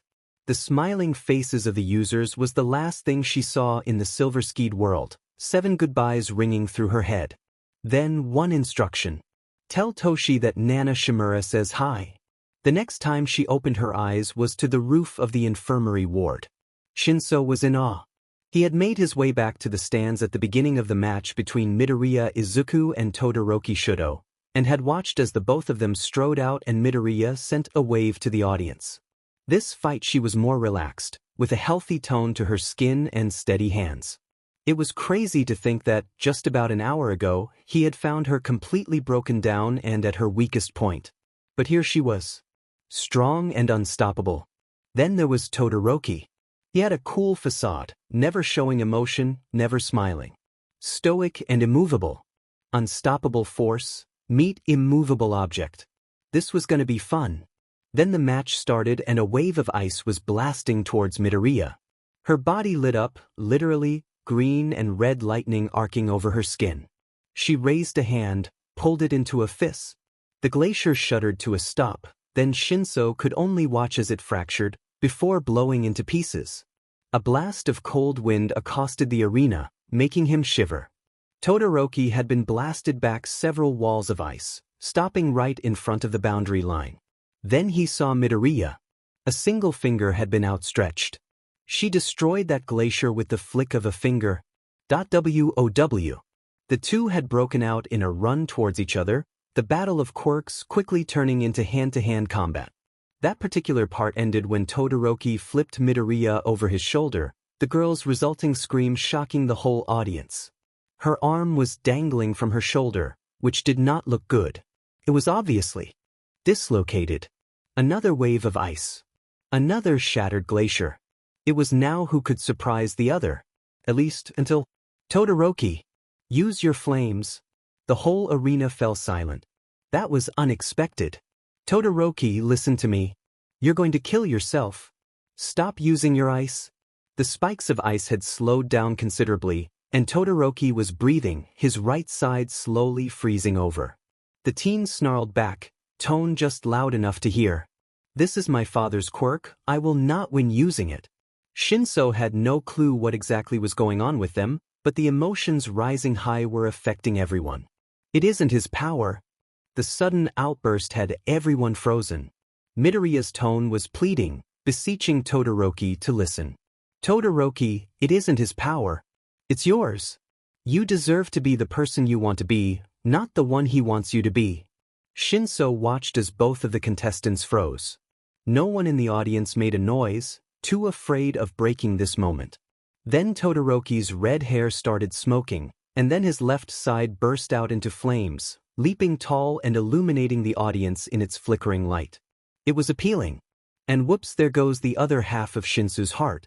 Cementos was flowing liquid cement towards the two contestants, and Midnight was releasing her sleeping gas. If we don't stop them, they'll tear each other apart. The two lunged at each other. Todoroki was bathed in white-hot flames, Midoriya had green and red lighting running through her body, and they both lunged at each other. Cement walls were thrown up seconds before impact, and the hit of both forces caused them to bow in, then burst apart. The following explosion had everyone ducking for cover, yelping and screaming. As Shinso got under his seat, he saw a flash of green fly into the wall. The smoke cleared. People stood up and looked down with confused, dazed murmurs. Shinso carefully wiggled himself out from the precarious position he had gotten himself into, looking at the field. And Todoroki was literally one of the most handsome guys he'd ever met. How was this fair to his panicking pan-heart? A hand grasped the edge of a crater in the far wall. Todoroki's head snapped to the wall, and then he was on the other side, supporting a body that flopped out of the hole. Then the body was on the floor, with Todoroki being pushed back by Aizawa and Present Mike saying something to the audience. Midoriya Izuku is unconscious and out of bounds. Todoroki Shouto wins. Midoriya blinked at the roof of the infirmary. Wasn't she just here? For a bloody nose? Wait, right? She fought Todoroki. The woman's voice rang through her mind again. Tell Toshi that Nana Shimura says hi. Who was Toshi? The door slammed open and All Might, in all of his skinny glory, burst through the door. Midoriya just looked at him, watching as he regained his breath. He finally looked up, meeting her eyes. Young Midoriya. He came further into the room, and as soon as he got close enough, Midoriya lunged out and wrapped him in a tight hug. He was stiff, but then he relaxed as he realized what exactly was going on. Young Midoriya, you figured it out. You figured out one for all. Midoriya let out a little laugh of happiness, caught up in her mentor's excitement. The smile stilled a little bit as she remembered the woman. All Might, do you know who Toshi is? The user told me to tell them that Nana Shimura says hi. All Might had gone still. He slowly brought his phone out of his pocket, pulling up a picture of someone. Turning the phone around, he showed a picture to Midoriya. It was a selfie of a young teen. He had long blonde hair, with two strands making an upside-down V in front of bright blue eyes.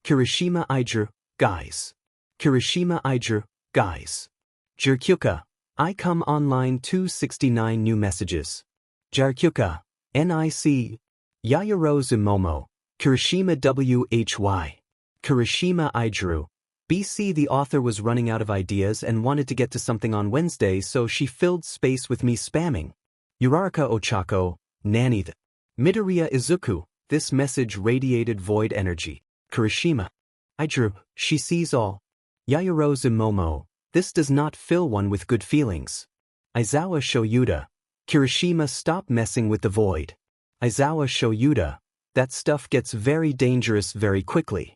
Aizawa Shouto, also stop ruining the fourth wall. Midoriya Izuku, wait, could that one song I like and the weird Google search count as messing with the void? Aizawa Shouto, what happens?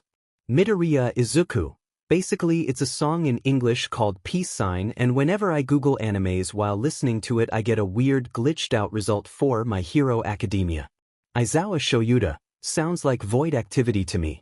Kirishima Ijuku, the author just started looking very exasperated. Did I do something wrong? Aizawa Shouto, stop interacting with this author.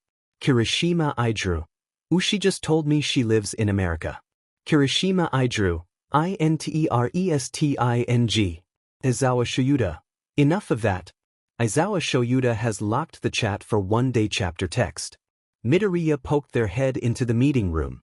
All of the girls were already there, Uraraka, Mina, and Hagakure chattering cheerily, and Jairu, Tsuyu, and Yaoyorozu quietly talking to each other. Mina's head popped up, and the bubblegum-colored girl gave a broad smile to them. Mido, you made it.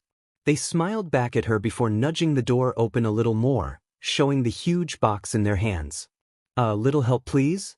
Yao yelped and scrambled to her feet, taking the box so Midoriya could actually get into the room. After slipping in, they shut and locked the door. Hagakure's clothes were moving like she was bursting with a question, and as soon as Midoriya looked at her, her sleeves started waving wildly. Mido, do you remember telling us about the weird Google search you tried? They nodded, and she continued. Well, I got a new laptop, and I want to try it. Can you show us what to do? Midoriya sighed, before smiling. You know what, why not? My own computer is a junk heap and I literally use an old iPod I refurbished, so maybe a more advanced one won't glitch. The laptop was placed on the coffee table that was too big to get out the door. The girls and Mido gathered around it. Pulling up YouTube, a quick search had the song she wanted. Jairu was bopping along to the song. Yaoyorozu was watching her best friend with a smile on her face, and Hagakure was too excited to see what happened. She opened a new tab and typed in animes with peace sign as a song. Just as she said, the first result was a link with the words, My Hero Academia on it. Normally the computer would be glitching out by now. Maybe we'll actually be able to access the website. Hagakure ummed in impatience. Just do it already, I want to see this. Just then, the computer glitched out. The screen flickered different colors, before settling on a dark forest green tint the color of Mido's hair. It was silent. Then, text appeared. You know better than to mess with forces you do not understand, child. Hagakure gulped in fear. Mido's hands were shaking, and the other girls were huddled together. Stop doing this. You are angering the void. It does not forgive easily. What the? Jairu muttered to herself. Even now, I have to hold the wrath of the void back. It has promised to forgive. Don't go this far ever again. Some things are hidden, for your own good. Secrets that can bring the world, as you know it, to a screeching halt and destroy the known universe. The Mina was nervously babbling in the background. This is your last warning. Do not venture into things beyond earthly control again. With a cheery buzz, the computer went back to normal. All of the girls were paralyzed, the weird happenings frightening all of them. Very slowly, Mido pulled something out of their pocket and raised it to show everyone. Anyone want to play FNAF?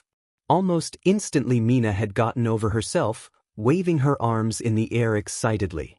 Ooh. Yeah. I've never played but I've wanted to for so long. Yaoyorozu shrugged, Jiraiya gave a thumbs up, and Tsuyu just croaked. Hagakure still seemed slightly traumatized, but even she got up to set the proper mood for Five Nights at Freddy's. The lights were shut off, the laptop was turned to max brightness and max sound, and the girls plus Mito were all huddled under a huge quilt Yao had literally pulled out of nowhere. Pizza had been ordered, and was being doled out around the huddle of girls. Jiraiya and Yaoyorozu had wanted mozzarella sticks, but Mina and Hagakure wanted pizza. So they ordered the cool mozzarella stick crust pizza. Everyone was happy. Mito swallowed their bite of cheesy delight down and asked with a bit of trepidation, "Who wants to go first?" To this day, the boys still can't explain the ghostly shrieks and screams that came from the room next to Uraraka's. They didn't think that they really wanted to. Class 1 at Bakugu Katsuki, who the screamed last night. Kirishima Iidru. It came from the dorm next to Uraraka's. Kaminari Denki. GHOST. Zero Hanta. Okay, but no joke, even before this I think the dorms are legit haunted. Zero Hanta. I saw something ruffling Midoriya's hair, even though there was no one there. Kaminari Denki. Yeah, and I heard Mito talking to someone in Bun's room, but there was no one there. All I heard after leaving was what sounded like a woman's laughter. Mina Ashido. Otivich, is this the ghost theory? Mina Ashido. Last night I was playing FNAF with Midoriya, and when we got jump scared I heard like 7 other voices screeching with us. Todoroki Shouto. Guess we just found who screamed last night. Mina Ashido. One of them quoted a vine and I'm so proud of it. Midoriya Izuku. I see that you've met Daigoro. Yaoyorozu Momo. Hagakure. Mito, what the? Midoriya Izuku. Midoriya Izuku. I's kinda hard to explain. 7. You don't need to explain anything, Midoriya. 3. We can explain ourselves. Jiraiya. WHOMST. 5. Heck yeah, Pinky. 4. Oh gosh, another member. Midoriya and 5 are bad enough together. 1. This just in, 4 is a boomer. 4. 1 year older than I am. 7. Guys, don't tease 4, he's too old to take it. 6. Y'all are wild. 6. This is already awesome, heck yeah. Midoriya Izuku. Okay, how did you guys get in here? 5. Secret. Midoriya Izuku inhales. Midoriya Izuku. You're on timeout, get on top of the fridge, get up there. 5. This house is ANIGHTMARE. Iida Tenya. I don't even know what to say right now. Yaoyorozu Momo. Ditto. 7. Guys, chillax the heck out, let Mito be. 7. See you tonight, Mito. Midoriya Izuku. Guys, what the heck? Midoriya Izuku. They left. Midoriya Izuku. Okay, so basically my quirk connects me with like 7 other people who all had pretty much the same quirk. Midoriya Izuku. But they died, so I talk to their spirits. Midoriya Izuku. Still not sure how they got phones though. Tokoyami Fumikich. What a mad banquet of darkness. Mina Ashido. Jelf Kyuds.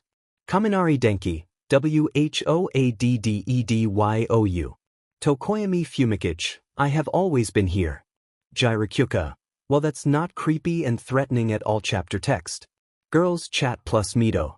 Midoriya Izuku. I might be late to class today. Midoriya Izuku. Cramps are being R00D and I physically can't walk Arn. Midoriya Izuku. I'm sorry, just tell Aizawa-sensei I'll show up soon enough. Uraraka Ochako. Oh, are you okay? Midoriya Izuku. Kiinda? Uraraka Ochako. Midoriya Izuku. Uraraka Ochako. D. Mina Ashido. I got ya, bab? Midoriya Izuku. He/him/his. DM between Shinso Hitoshi and Mina Ashido. Mina Ashido. Location sent. Mina Ashido. Your mans is in pain. Mina Ashido. Go help him. Shinso Hitoshi. Wait, is that Midoriya? Shinso Hitoshi. I'll be right over. DM between Todoroki Shouto and Mina Ashido. Mina Ashido. Location sent. Mina Ashido. Hey, yo, crush is hurting, go help him out. Todoroki Shouto. I'll be there in 5. Toda Shindiga. Mina Ashido. Screenshot point 1. Mina Ashido. Screenshot point 2. Uraraka Ochako. KLS DJFTK RB DSMF. Gyrakyuka. It's really forward. Gyrakyuka. You did great. Yaoyorozu Momo. Wow Mina. Kaminari Denki. What's going on W Mido? Mina Ashido. He's getting cramps. Hagakure Turu. That was smooth Mina. Hagakure Turu. Good job. Mina Ashido. Kirishima Iidru. I'm impressed. Bakugu Katsuki. You nerds. Bakugu Katsuki. Deku's oblivious. Mina Ashido. We'll see. Mina Ashido. We'll see. Girls chat plus Mido. Midoriya Izuku. Jadison Vfkarbidisenfeldet. Midoriya Izuku. I have no clue what y'all did. Midoriya Izuku. But BOTH of my big pan crushes appeared in my dorm. Midoriya Izuku. WAIT they wanna discuss some Gerbondomskbergfensum. Mina Ashido. OHMYGOSH. Gyrakyuka. Get it Mido. Yaoyorozu Momo. Everyone quiet, they need to focus. Yaoyorozu Momo has locked the chat for 1 hour. Class 1 Aizawa Shoyuda. Aizawa Shoyuda. Clearly something's going on. Aizawa Shoyuda. Midoriya doesn't show up. Then Todoroki leaves for the bathroom and never returns. Aizawa Shoyuda. Then I get an alert that a 1C, soon-to-be moved, kid is in the dorms. Aizawa Shoyuda. Tell me what's happening. Right now. Kirishima Iidru. SCATTER. Aizawa Shoyuda. You can't avoid me forever, Kirishima. Big pan happiness. Shinso Hitoshi. It's been like a whole school day that we've spent discussing this. Shinso Hitoshi. But are you guys sure that you want to do this? It's not too late to back out. Todoroki Shouto. I want to do this. Midoriya Izuku. Same. I've had a huge crush on you, Shinso, since our match in the sports festival. Midoriya Izuku. And Todoroki. I've had a crush on you since I first saw your appealing face. Shinso Hitoshi. Pretty much the same for me. Todoroki Shouto. Same here. Midoriya Izuku. I am so happy RN. Midoriya Izuku. My crushes love me, my crops are watered, my skin is clear, the sun is shining. Todoroki Shouto. Of course the sun is shining. Shinso Hitoshi. The sun is right in between me and Todu's arms. Midoriya Izuku. Lajdas Jakelkage Stagnifcase. Todoroki Shouto. Smooth. Shinso Hitoshi. Nailed it. Midoriya Izuku. Genfarseld Biglavisbevabizbfd. Midoriya Izuku. I've been hit by. Midoriya Izuku. I've been struck by. Midoriya Izuku. Two smooth criminals. Todoroki Shouto. OWW. Shinso Hitoshi. WP. Shinso Hitoshi. Also, Midori. Crushes? Todoroki Shouto. I think it's about time we're called datemates, don't you think? Shinso Hitoshi. After all, we are dating now. And I love your cute little butt and I'm sure that Todo does too. Todoroki Shouto. I do love your cute little butt as well, and that goes for both you and Sho. Midoriya Izuku. SLDVFDZ. Midoriya Izuku. Also guys. Midoriya Izuku. ID. Todoroki Shouto. Hit us. Midoriya Izuku. Everyone's being nosy at our relationship, I'm guessing. Midoriya Izuku. We should pretend we aren't dating, just to mess with them. Shinso Hitoshi. My boyfriend is a genius. Todoroki Shouto. My boyfriends are genius. Midoriya Izuku. My boyfriends are being sappy and making me blush. Shinso Hitoshi. Oh, I was unaware that there would be moments you aren't blushing? Todoroki Shouto. You're with us now, be ready to be loved and validated. Midoriya Izuku. Welp I'm about to die via loving boyfriends chapter text. Toda Shindig. Uraraka Ochako. Are they and ITEM? Gyrakyuka. They better be, if they aren't they're idiots. Bakugu Katsuki. Dekus and idiot already. Yaoyorozu Momo. Don't be rude. Mina Ashido. Imesk. DM between Mina Ashido and Midoriya Izuku. Mina Ashido. Su? Mina Ashido. Anything happen? Midoriya Izuku? Midoriya Izuku. Midoriya Izuku. No, nothing's happened. Midoriya Izuku. They talked a bit, but both of them left a few minutes ago. Midoriya Izuku. Shinso told me to thank you for alerting him, and Todoroki just huffed, then they left. Midoriya Izuku, they helped a lot though. Mina Ashido. Mina Ashido, OMY go SH. Midoriya Izuku, Mina? Toda Shindig. Mina Ashido, Kosvchberch. Mina Ashido, screenshot point 1. Jairu Kyuka. Tsuyu Asui, this is frustrating. Yaoyorozu Momo, I cannot believe this. Kaminari Denki, WOW. Kirishima Idru, WUP. Bakugu Katsuki, WHATDIDISAYYYOU. Uraraka Ochako, this is physically painful. Big Pan Happiness. Midoriya Izuku, guys, I just found a way we could reveal our relationship. Shinso Hitoshi, I'm already interested. Todoroki Shouto, give me the idea. Week-long time skip BCM stupid and have no clue how to fill in info. Midoriya hummed as they walked into the classroom. They could already hear Bakugu yelling, and then snarky but calm responses from their boyfriend. Their other boyfriend was sitting in the back. When they caught his eye, he winked. It was go time. Carefully making sure that Uraraka and Mina were watching, they strode to the back and pressed a brief kiss to Todoroki's mouth. When they went to stand up, Todoroki held their neck down, lengthening the kiss. It was soft and tender, and whoa, that was an amazing first kiss, and they were WK for their boyfriend. Shinso made an injured noise behind them, and Midoriya huffed a breath of laughter out. Turning to where they knew that Shinso had moved to, they wrapped their arms around his waist and pulled him into a kiss as well. Instantly, Iida started screeching about something or other, Mina was squealing, Uraraka was chattering, and Aizawa-sensei, when did he get here? Was just standing at the front. Midoriya, I cannot believe you've done this to Todoroki. This is improper behavior for a student of U.A. Iida was chopping the air, spitting words out. Todoroki, I apologize deeply for Midoriya. Todoroki stood up. Midoriya, how dare you? Iida opened his mouth, then, I thought we agreed that I would be Shinsu's first kiss? Shinso smiled like a wolf, leaning over and placing his lips on Todoroki's. From behind them came the sounds of engines backfiring. Iida just stood there, mouth hanging open and hands stuck in chopping motion. Then he fell over.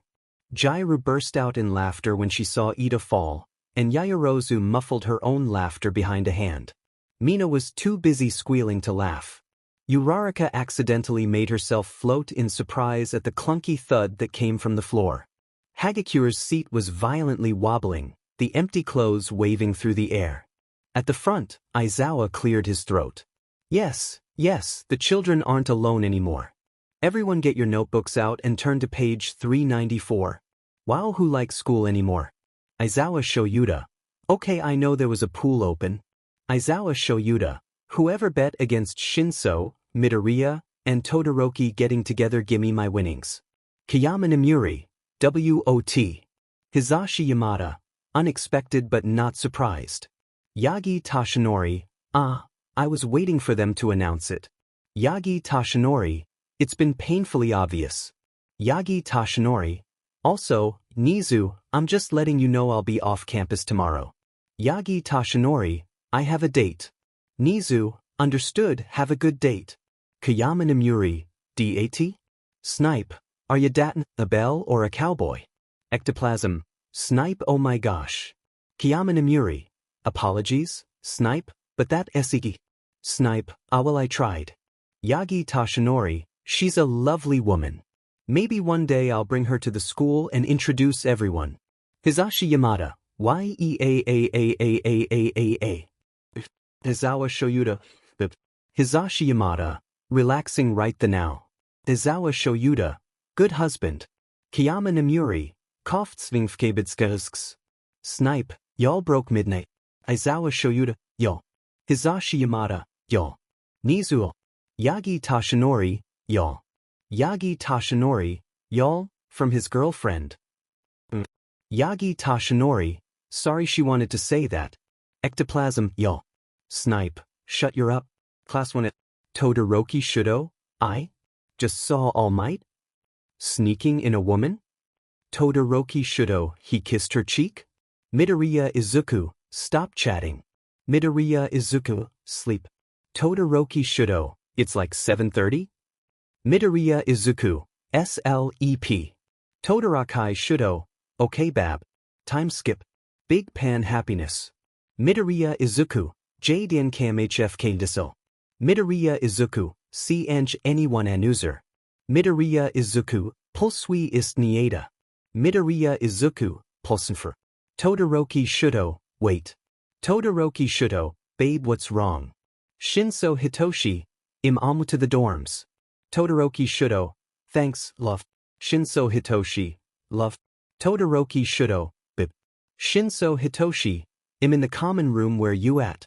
Todoroki Shouto, you are too slow im at Bun's room already. Todoroki Shouto, Bun's door is locked. Shinso Hitoshi, dang it. Shinso Hitoshi, I'm going from the outside, Bun has a window. Todoroki Shouto, K. Todoroki Shouto, wait, Bun's on the second floor. Shinso Hitoshi, dang it. Todoroki Shouto, okay, what do we do? Shinso Hitoshi, should I wake up Aizawa-sensei? Todoroki Shouto, wait. Todoroki Shouto, I'll go outside, I can use ice to get myself up to Bun's room. Shinso Hitoshi, smart genius babe, love. Todoroki Shouto, love. Todoroki Shouto, here goes. Class 1 Tokoyami Fumikage, if anyone sees Dark Shadow anywhere please tell him to come back. Tokoyami Fumikage, I can't find him and he isn't coming back Arin. Aizawa Shoyuta, Tokoyami why is your quirk trying to drag me to the dorm room? Aizawa Shoyuta, and he just picked me up why does he do this? Tokoyami Fumikage, I am so sorry Aizawa-sensei but the void does as he pleases. Aizawa Shoyuta, understandable have a nice night. Aizawa Shoyuta, that might be why. Aizawa Shoyuta, what is she doing right now? JPG. Tokoyami Fumikage, what a mad banquet of darkness. Kaminari Denki, hello yes why is Todoroki making an ice pillar outside? Kirishima Idru, I thought I was hallucinating that part. Aizawa Shoyuta, go to bed class I'll take care of Todoroki. Aizawa Shoyuta, and he's trying to get into a window. Jairukyuka. Yaoyorozu Momo? Guys? Yaoyorozu Momo, we all know Mito was born female. Yaoyorozu Momo, where is M in chapter text? Bakugu Katsuki, Deku's door is locked. Bakugu Katsuki, Bun never locks Bun's door at night. Aizawa Shoyuta. Aizawa Shoyuta, this has gone on long enough. After tonight, Mineta will be gone. Mina Ashido, yes the purple grape guy is gone. Mina Ashido, but is Mito okay? Aizawa Shoyuta, everyone move. Kaminari Denki, you Todoroki is struggling to break this glass what's going on? Kaminari Denki, envim him up sensei. Uraraka Ochako, and tonight on why my phone is vibrating off the table 3 AM edition. Uraraka Ochako, WAIT what? Aizawa Shoyuta, everyone back to their dorms, I don't want anyone important getting hurt right now. Kirishima Idru, I'll hurt him. Kaminari Denki, back it up. Siro Hanta, LEAV. Time skip. Class 1 Aizawa Shoyuta, I found Midoriya. Aizawa Shoyuta, I'm just going to say what happened here. Aizawa Shoyuta, Mineta snuck into their room while they were asleep and used his quirk to stick the door lock and the window lock stuck. Then he used his quirk to stick their arms to the bedposts. Aizawa Shoyuta, they woke up while he was trying to get their legs stuck too, and panicked when, I'm guessing, he did something. Aizawa Shoyuta, they activated their own quirk, but Mineta's were still sticking to them so they broke the bedposts off. Aizawa Shoyuta, from the footprint shape on Mineta's chest, I'm assuming they kicked him across the room and used that distraction to get into, and lock, the closet. Aizawa Shoyuta, I assume they tried to text for help, but the closet is too small to comfortable type, and they had their arms attached to the bedposts still, so if it was awkward and messed up that's why. Aizawa Shoyuta, Mineta has been restricted, so that's when I found them in the closet. Aizawa Shoyuta, they are refusing flat out to leave the closet. It is unknown how far Mineta's gone, but from the crying I'm guessing he did, somehow, violate them in some way. Todoroki Shouto, do I need to kill the grape? Todoroki Shouto has added Shinso Hitoshi to the chat. Shinso Hitoshi, what? Shinso Hitoshi, wait. Shinso Hitoshi, let's go kill a grape. Uraraka Ochako, I'll help. Gyrakyuka. He has been less handsy in the past week? Gyrakyuka. Was he planning this all week long? Yaoyorozu Momo. I did see a pad of paper with his name on it that had a dorm room layout on it. Hagakure Turu. What? Hagakure Turu. He asked me to map out Midoriya's dorm room a couple times. Hagakure Turu. I refused OFC. Aizawa Shoyuta. Girls/boys, if this applies, you need to come forward with the stuff Mineta's done. His parents are stubborn that he's done nothing wrong, and we need as much proof as we can get. Gyrakyuka. I have several examples. Uraraka Ochako. He waits by the girls' locker room door, trying to peek in the window. Yaoyorozu Momo. He'll use his sticky things to stick to my thighs. Gyrakyuka. He's tried to grope me several times. Hagakure Turu. He came up to me and asked whether I was actually a girl, like down there, and when I said of course he asked if he could feel for proof. Aizawa Shoyuta. Gosh, he needs to be gone 2 months ago. Mina Ashido. Yeah, he's smacked my butt several times, and I think he might have gotten pictures of me asleep. Aizawa Shoyuta. And I'm guessing that when Mito was first female, he tried to do stuff to them then? Yaoyorozu Momo. They had a sensory overload once, and they had noise-canceling headphones, a sleeping mask, blanket, the whole sensory deprivation shebang, and he kept trying to grab at her while they couldn't fight back. Aizawa Shoyuta. Okay, real quick, will anyone in this chat be triggered or panic if I show this evidence to the other teachers/the principal? Aizawa Shoyuta. We'll also confiscate his phone so, if he does have photos, he can't leak them or anything. Mina Ashido. I think I speak for the girls when I say that, if sharing it gets him out of UA sooner, then share it. Hagakure Turu. Care. Kaminari Denki. Man, now I feel terrible for going along with him at the sports festival. Gyrakyuka. Nah, most of the time he was especially terrible was when you weren't around. Kaminari Denki. Still. Uraraka Ochako. Kami, I don't think any of us are mad at you for that. Kaminari Denki. Are you completely sure? Mina Ashido. Yeah. You're awesome. Kaminari Denki. I feel loved and validated. Wow, who likes school anymore? Aizawa Shoyuta. Screenshot point 1 Screenshot point 2 Evidence 1.jpg Evidence 2.jpg. Aizawa Shoyuta. Nizu, this cannot continue. Aizawa Shoyuta. I want him out of the school by morning. Nizu, that can be arranged, yes. Aizawa Shoyuta. Good. Kiyama Namuri. Whoa, I haven't looked at the files yet, what happened? Aizawa Shoyuta. He hurt my kids, made them feel unsafe in their own bodies, and assaulted one in their sleep. Hizashi Yamada. Your kids OWO. Aizawa Shoyuta.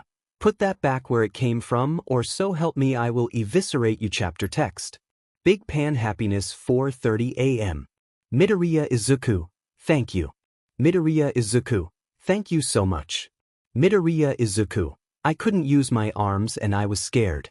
Todoroki Shouto. Are you still in the closet in your room? Midoriya Izuku. That I don't want to leave it, it's the only thing keeping him out. Shinso Hitoshi. Mito. Right now he's in the office with Nizu and Aizawa-sensei. Shinso Hitoshi.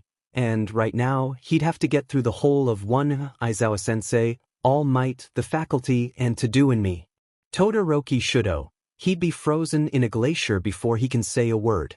Todoroki Shouto. You don't have to be touched if that's the issue. We won't touch you unless you want us to. Midoriya Izuku. Really? Shinso Hitoshi. Really? Todoroki Shouto. Of course. Midoriya Izuku. Can you come into my room and walk me to one of yours? Midoriya Izuku. I don't want to sleep here tonight. Todoroki Shouto. Of course. Shinso Hitoshi. I have a little hiding spot in the vents in a school building. Shinso Hitoshi. Aizawa knows it exists. Shinso Hitoshi. No one else does.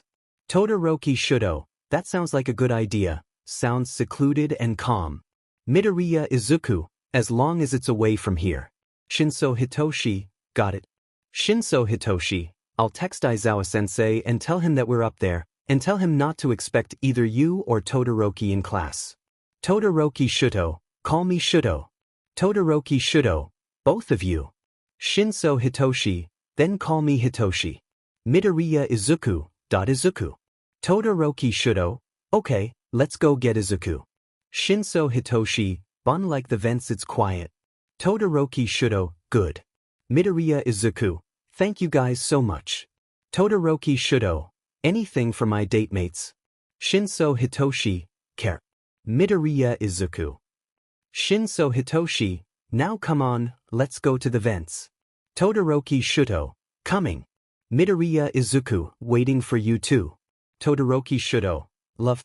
Shinso Hitoshi, love. Midoriya Izuku, love. Class 1A 7:30 a.m. Uraraka Ochako, has anyone seen Mido/Todoroki? Yaoyorozu Momo, I saw them sneaking into a different building a bit ago. Mina Ashido, Mido's boyfriends are with Bun so Bun'll be okay. Aizawa Shouto, I know where they are. Miwao 7:45 a.m. Kofet, Shinso. Kofet, why are you in the vents again? Catfee, Mido didn't want to sleep in his room, and he was paranoid that grape JRK would sneak back in and hurt him again. Catfee, he's sleeping Arin, Aizawa-sensei. Indiscriminate cat noises. Am I right to assume that Midoriya isn't gonna be in class today? Catfee, wow, who likes school anymore 12:15 p.m. Kiyama Namuri, why is there laughter coming from the vents? Kiyama Namuri, it's scaring my class, what's going on? Nizu, I assume there are students in the ventilation. Aizawa Shouto, it's Shinso, Todoroki, and Midoriya. Aizawa Shouto, Midoriya didn't feel safe in his own room, or even in his own dorm building, so Shinso is hiding him and Todoroki in his vent room. Kiyama Namuri, that makes more sense, but why is there laughing? Aizawa Shouto, gimme a sec. Miwao 12:20 p.m. Kofet, Shin, so why you be laughing? Catfee, Todoroki is being stupid and making Midoriya laugh, and it's so funny that I'm laughing too. Catfee, stupid boyfriend that is still ov.jpg. Kofet, thanks for the blackmail. Catfee, welcome chapter text. Ofa peeps unithiet. 9, whoa, what's this? 7, Mido. 2, wait, what? 1, I see y'all found Bun and got Bun's number. 9, I don't want to be either male or female Arn. 3, who hurt you? 3, I just want to talk, smiley face. 8, oh my gosh. 8, young Midoriya, I am so sorry that Nana dragged you into this. 4, letmeleav. 5, boomer. 9, 9, I didn't get a lot of sleep, so? If I say something concerning, that's why? 7, you good. 3, we won't judge. You at least. 1, you are family now, Midoriya. We've got the rabid member, the mom, the vodka aunt, the white wine dad, the boomer, the antisocial emo cousin, the grandpa that always has caramels in his pockets, and the pretzel stick. 1, you are now the broccoli son. 9, the pretzel stick. 7, have you seen Toshinori? 7, he's a pretzel stick. 8, I am disgusted, I am revolted, I dedicate my entire life to my savior one for all, and this is what I get? 5, nice usage, 9.5/10. 8, excuse what's that 0.5 missing for? 5, you forgot the Lord and part in front of the savior. 8, yes, a truly grievous mistake. 4, alright kids, geo kill yourselves via memes and vines in peace, I got to DD, RUNK. 7, white wine dad. 9, been there done that, got the t-shirt, left a 1-star review. 3, the drunk part or the other part? 9, well, exclude the meme and vine part. 9, I really have no clue what I'm saying, Arn. 8, my kids. 3, who hurt you? 3, I just want to talk. 1, I have only known Midoriya for a few hours, but if anyone hurt them I will kill everyone in this group chat and then myself. 5, 10 out of 10. 4, letmegtd runkinpace. 4, wait, who hurt you, Mido? 9, stupid kids? I never enjoyed school until UA. 9, wasn't like anyone there liked me at all. 9, after all, who wanted to hang out with the quirkless, at the time, Loser? 9. Also, moms kept their kids from me BC. I was the quirkless and mentally confused kid BC of my gender fluidity. So yeah. 8.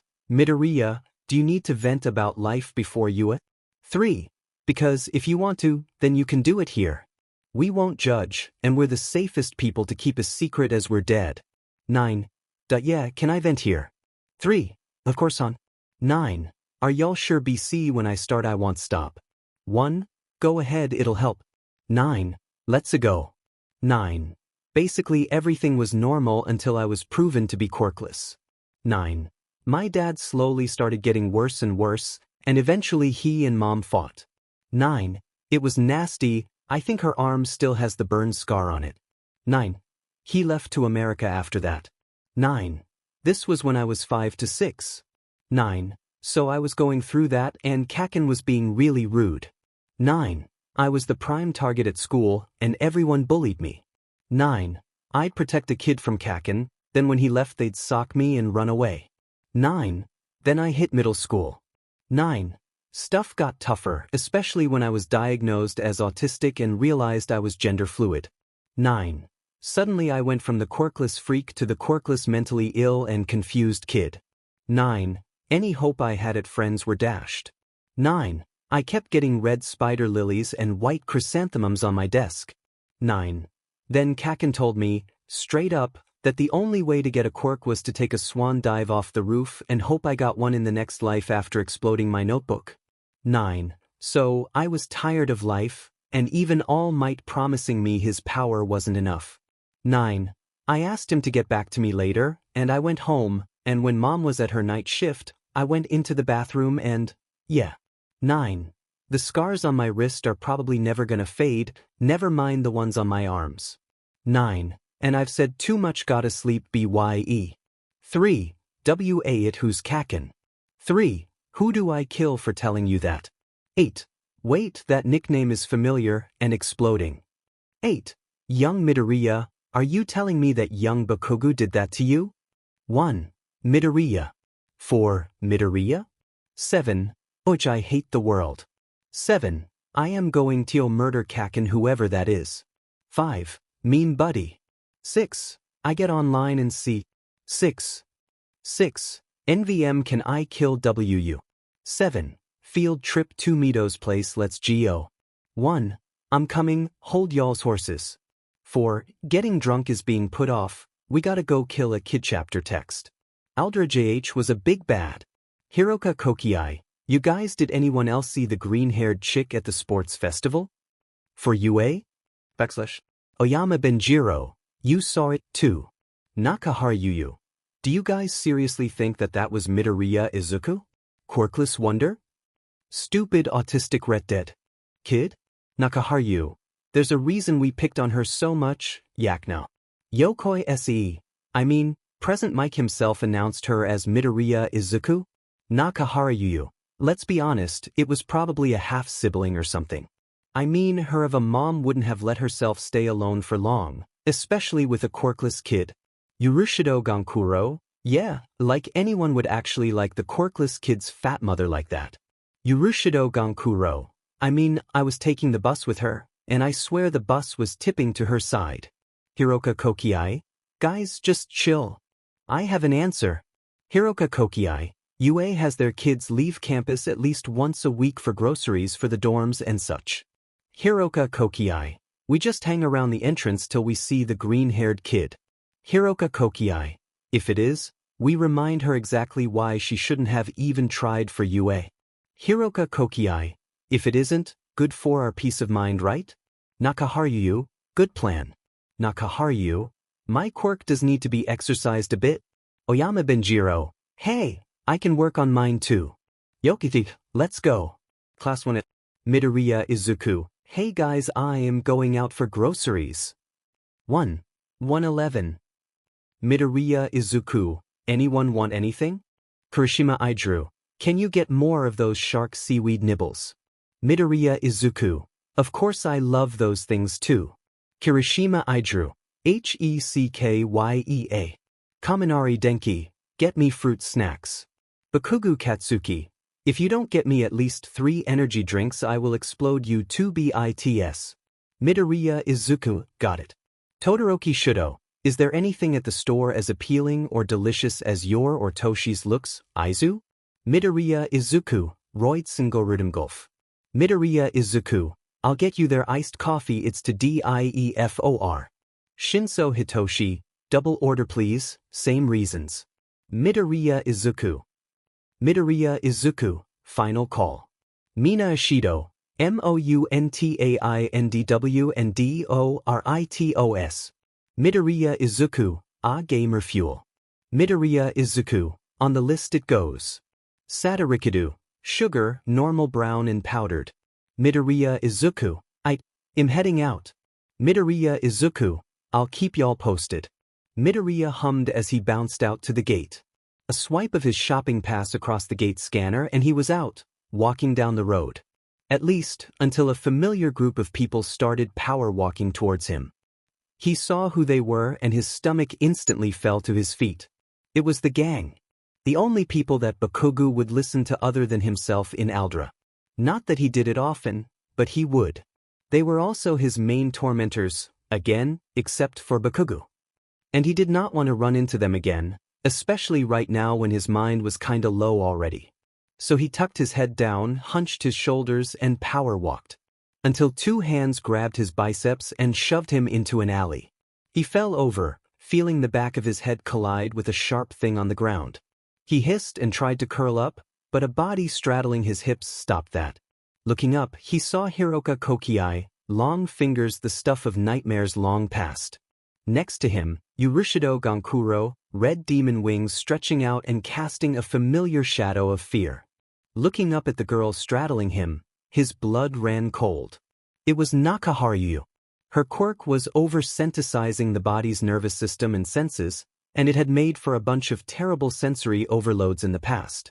And with her slipping cold fingers up his shirt, the skin-to-skin contact was made and he hissed again as the pain throbbing at the back of his head multiplied. He heard every rustle of clothing, saw every pinprick of light, felt every pebble and the cold fingers smoothing against his stomach in a, yet creepy way. Then Oyama Benjiro stepped up. His quirk was that as long as he was touching someone's skin, it would cause that someone immense pain. A dangerous quirk for a dangerous bully. Then Yokoi Se sidled up. Her quirk elongated quirk effects on a body. This was a dangerous combo.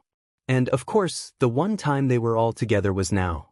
Where he was vulnerable on the floor. As he made to push himself up, smack the fingers out of his shirt, do anything to fight back, long fingers snagged his hands in a tight grip and held them above his head. And now he was more vulnerable. Grit. Nakahara hummed under her breath, eyes darkening. Hello, Midoriya Izuku. At first, we didn't think you had lived. Thought you jumped off a building, like everyone wanted. Yokoi continued. And then we see you, in the UA Sports Festival. Oyama shook his head, sking a little. And we had to come by. Say hi, make up for old times, yak now? With a sinister grin he let it down, fingers approaching Midoriya's head. He thrashed against the floor, knowing what was about to happen. Yokoi grabbed Oyama's other hand, a soft sickly green glow indicating the use of her quirk. See, just like old times? The fingers made contact, and Midoriya's world went white. His back arched as much as it possibly could, as his senses were bombarded with pain that quickly became his only world. After what seemed like forever, the pain finally ebbed away and he fell limp, except for the occasional muscle twitch. His vision was spotty, and he could barely hear Nakahara giving out a tinkling laugh above him over the rushing in his own ears. Oh, only one session and you're already trembling underneath me? Thought it would take longer. As she spoke, one hand slid up and threateningly placed itself right over the Velcro holding his binder in place. Midoriya's blood ran cold. Do it again. I want to see him cry. The swell of dysphoria was swallowed by immense pain yet again, and he couldn't tell if the choked groan was actually leaving his throat. Then he came back to himself, and he noted that his binder had been undone. Then there was more pain. Without as long of a waiting PRD this time, it was worse, every sensation grating on already hypersensitive nerves. Then, all of a sudden, everything stopped. Something caressed his figure, a smooth tendril, or WHP. Then his bully's screams of terror. Then the sound of someone running away, tripping. Then a soothingly warm hand, shaking in either anger or terror, carding through his hair. Nana, go get Toshinori or Aizawa or Midnight or someone. He isn't gonna be able to walk. A hand slowly went down his shirt collar and fastened his binder again, and he let out an appreciative hum. It didn't occur to him just how these people were solid. He didn't care at the minute. All he cared about was the cool hand cupping his warm face, and the warm hand brushing through sweat-soaked curls. 6 wasn't sorry. Sure, they had lost control of their quirk, which had never happened before. Yeah, it was a little concerning. But were they angry about it? They never could be. And now, with them dragging 5 scared bullies, they were even worse. They were tormentors. They didn't deserve a name as good as bullies. Behind them in a light green bubble, they let their anger run hot under their skin. Nana had fled already, to UA using her quirk, Float. She was getting Toshinori, Aizawa, Recovery Girl, Midnight, someone to help their broccoli boy back to UA and get the help he's gonna need. Good thing Midoriya had a whole family of extremely triggered ghosts. That always helped. 3 was brushing her hand through green hair, whispering sweet nothings to the boy as he stayed limp, tears eventually breaking the surface as he started sobbing. Her quirk, Heat, was being used as she stroked his hair, warming her hands and body to an appropriate warmth to soothe the sobbing boy. The bullies cried out in alarm as their bubble got smaller, forcing them all together. 6 had made it painfully clear that if the bubble shrank, whatever limbs outside the circle would be plagued with a painful, severe pins and needles feel. That had scared the little JRKS into SBMSN. 1 was in the back of the alley, looking like he was re-evaluating his life decisions. 2 was next to him as he murmured to the OGOFA user. 2's quirk, labeled Trickster, was hard at work, the man's body and face suching so often that it was hard to tell who he was trying to emulate. 4 was punching the wall, growling in frustration. The next punch from his fist decimated the brickwork, his quirk, Scorch, showing through in a rare lack of control. Not that 6 could blame him, not really. Daigoro was surrounded by black W's, which were slowly winding through the air to gently surround 3 and Midoriya. He was barely controlling his own anger, if the black tendrils reaching towards the bully's sphere was any indication. Guys, I got the pretzel stick, let's go. Nana flew into the alley behind them and promptly crashed into the far wall. The 6 suppressed their smirk and laugh. Now was not the time. Behind her, a blonde head rounded the corner, the tall skinny man stopping as soon as he saw Midoriya surrounded by the one for all users. Young Midoriya, behind him, Aizawa Shouto, otherwise known as Eraserhead, skidded into view, hair defying gravity as narrowed eyes burned red. 6 felt his quirk forcibly turn off, like a lid forced onto a Tupperware. The bullies fell to the floor, one trying to scramble across the ground. Then Eraserhead's capture weapon lashed out and wrapped around the escapee, making her squeal in fear and tremble. Toshinori was still blinking at the scene. Nana? Daigoro? What are you all doing here? How even? 4 stepped forward. Toshinori, Midoriya was attacked. He was put under immense pain, which was bad enough that he lost control and brought us here. Needless to say, he is no longer in immense pain. Toshinori walked down the alleyway and kneeled next to his mentee. His hand went through his hair, and he furrowed his brow when they came back wet. Retracting the fingers, all of the users felt their hearts stop when they saw the scarlet coating long fingers, drips falling off as said fingers trembled. 3 looked agonized. Nana and 4 were staring. Daigoro was shaking, a fine tremor under his skin. 6, 1, and 2 had ceased everything, watching the deep scarlet. Eraserhead broke the silence. Class 1 Todoroki Shouto, hello yes? Who are the semi-transparent figures in Recovery Girl's office? Shiro Hanta, you saw them too. Kaminari Denki, I met one in the halls. Kaminari Denki, she just cursed when I asked her who she was and went around me.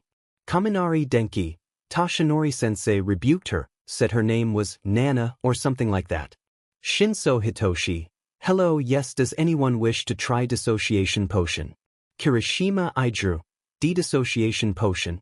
Shinso Hitoshi, a mix of NyQuil, Benadryl, 5-HE, Monster, Red Bull, and a splash of cooking alcohol. BC, I found that in the cupboard. Todoroki Shouto, kitten please. Shinso Hitoshi. Todoroki Shouto, guessed he liked the new nickname. Shinso Hitoshi, Alvisvivisvi. Todoroki Shouto, yep. Shinso Hitoshi, anyways, who wants some potion? BCM drinking it now. Shinso Hitoshi, I dream of meeting the author that Kirishima mentioned earlier. Kirishima Iidru, oh go ahead, she's really chill. Oh. Shinso Hitoshi, void, here I come. Todoroki Shouto, dear gosh, I'll be right there. Todoroki Shouto, kitten? Todoroki Shouto, Shinso? Jirakyuka, Shinso hit me up that good kush. Shinso Hitoshi, oh. Yaoyorozu Momo, oh gosh. Shinso Hitoshi, this person is weird. Shinso Hitoshi, she looks not like US. Shinso Hitoshi, compared to her we look. Shinso Hitoshi, animated. Jirakyuka, I am here and joining in the void. Yaoyorozu Momo, save me. Jirakyuka, you, this is WACK. Jirakyuka, why does she look so weird? Uraraka Ochako, I am concerned. Tokoyami Fumikage, what a mad banquet of darkness. Kaminari Denki, DUD. Kirishima Iidru, were you here the whole time? Tokoyami Fumikage, the void knows all and sees all. Aizawa Shoyuta, okay chaos children, time for nighty night. Aizawa Shoyuta has locked the chat for 12 hours. Chapter text. Class 1 at Uraraka Ochako, so today's already been wild. Uraraka Ochako, I hear the faint sounds of the banana song from that kid's TV show. Uraraka Ochako, I think it's the Fresh Beat Band but am not sure. Uraraka Ochako, so I follow the noise and what do I see? Uraraka Ochako, the Baku Squad, sans Bakugu, SINGINGLONG. Mina Ashido, don't hate yous cause you wayus. Kaminari Denki, come on Uraraka. Midoriya Izuku, the Fresh Beat Band. Midoriya Izuku, who's who? Mina Ashido, Kiki. Kaminari Denki, Marina. Sirohanta, Twist. Kirishima Iidru, Shout. Iida Tenya, that I see I have missed a lot. Tokoyami Fumikage, hello Tenya. Iida Tenya, fellow Fumikage. Mina Ashido, eyes. Kaminari Denki, Mina focus. Kirishima Iidru, BANANATIME. Jirakyuka, I forgot about the Fresh Beat Band, that was my jam. Hagakure Turu? Yaoyorozu Momo, what is the Fresh Beat Band? Jirakyuka, you poor sweet summer child. Jirakyuka, https://www.youtube.com/watch?v30ma_ikruk. Yaoyorozu Momo, but I was born in winter?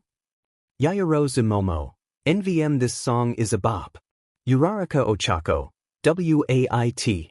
Uraraka Ochako, Midoriya, where were you? Uraraka Ochako, no one ever got the shopping. Midoriya Izuku, you yeet. Todoroki Shouto, Izuku. Shinso Hitoshi, bunny. Midoriya Izuku, Jeden Fakmerdful BGDC. Midoriya Izuku, WHY. Aizawa Shoyuta, what did Udo.jpg? Aizawa Shoyuta, why is my problem child blushing so hard? Todoroki Shouto, Toshi called him bunny. Aizawa Shoyuta. Aizawa Shoyuta, I'm done with all of you. Aizawa Shoyuta. Also, Mina, Kirishima, Kaminari, Siro, the principal is amused by your performance. Kirishima Iidru, humps. Kaminari Denki, we've been watched? Mina Ashido, guys focus. Mina Ashido, it's surprise yourself now, I don't want to miss it. Kirishima Iidru, suddenly I can't write in the group chat. Kaminari Denki, Jelf coming. Midoriya Izuku, what is happening? Mina Ashido, we're recording this for the GC later. Midoriya Izuku, laughing face. Midoriya Izuku, also Midnight is in here, me and she's? Such a trans icon? Im crying? Midoriya Izuku, Hello children, Midoriya needs to be resting right now, he just got healed and needs to sleep off recovery girl's quirk. Midoriya Izuku, ta. Shiro Hanta, that gave me whiplash so quickly. Uraraka Ochako, talk about it. Tsuyu Asui, wow, I haven't been online in like a week. Tsuyu Asui, what the? Tsuyu Asui, so fresh beat band, Mito with recovery girl, Baku squad being crazy idiots, and midnight. Tsuyu Asui, just a normal day in Class 1A. Shinso Hitoshi, I. Class 1A. Kaminari Denki, guys. Kaminari Denki has changed their nickname to Electric Boogaloo. Electric Boogaloo, look what I learned how to do. Gyrokyuka, oh no. Electric Boogaloo has changed Gyrokyuka's nickname to Hot Topic. Electric Boogaloo has changed Todoroki Shouto's nickname to Vulpix. Electric Boogaloo has changed Midoriya Izuku's nickname to Bunny. Electric Boogaloo has changed Shinso Hitoshi's nickname to Kitten. Electric Boogaloo has changed Yaoyorozu Momo's nickname to Kriati-dun. Electric Boogaloo has changed Mina Ashido's nickname to Klingon. Electric Boogaloo has changed Shiro Hanta's nickname to Flextape. Electric Boogaloo has changed Kirishima Ijuru's nickname to Twin. Electric Boogaloo has changed Bakugo Katsuki's nickname to Firecracker. Electric Boogaloo has changed Uraraka Ochako's nickname to Bubbles. Electric Boogaloo has changed Iida Tenya's nickname to Nyoom. Electric Boogaloo has changed Tokoyami Fumicage's nickname to Void Creature. Electric Boogaloo has changed Yuga Oyama's nickname to Tamatoa. Electric Boogaloo has changed Kuji Kuda's nickname to Disney Princess. Electric Boogaloo has changed Satorikadu's nickname to Shuga. Electric Boogaloo has changed Hagakure Turu's nickname to John Cena. Electric Boogaloo has changed Mashireo Ojiro's nickname to SMACC. SMACC, why have I been abandoned like this? John Cena, ah, Ojiro, that's actually an appropriate name for you. NYOOM, this seems awfully improper for students of our esteem. Void Creature, mine is accurate, though. Bubbles, as is mine. Bunny, wow thanks. Electric Boogaloo, laughing face. Firecracker, thanks I hate it. Klingon, a Star Trek reference? In my good Christian Minecraft server? Tamatoa, sparkles sparkles sparkles sparkles sparkles sparkles sparkles sparkles sparkles sparkles sparkles sparkles sparkles sparkles sparkles. Flextape, bro. Dwayne, Bio. Hot Topic, I have been betrayed. Vulpix, ah yes, my bunny and my kitten. Bunny // carrot / V / carrot / Kitten, onwetaza. Kitten, I'm not even mad him. Vulpix, both of you get over here for cuddles. Bunny, coming. Klingon, degree. Kriati-dun, that's what she said. Kriati-dun, did I do that right? Kitten, I mean. Hot Topic, yes, Yamamoto, amazing. Kriati-dun, carrot. Klingon, Yao stole the words from my mouth. Bunny, what does that mean? Vulpix. Klingon. Kitten, I'm not explaining this. SMACC, hey, Mito, I have a couple quirk questions. Could you come help me out? Bunny. Where are you? SMACC, I'm at Gym Gamma. Bunny, I'll be right there. Kitten. Bunny, carrot / / W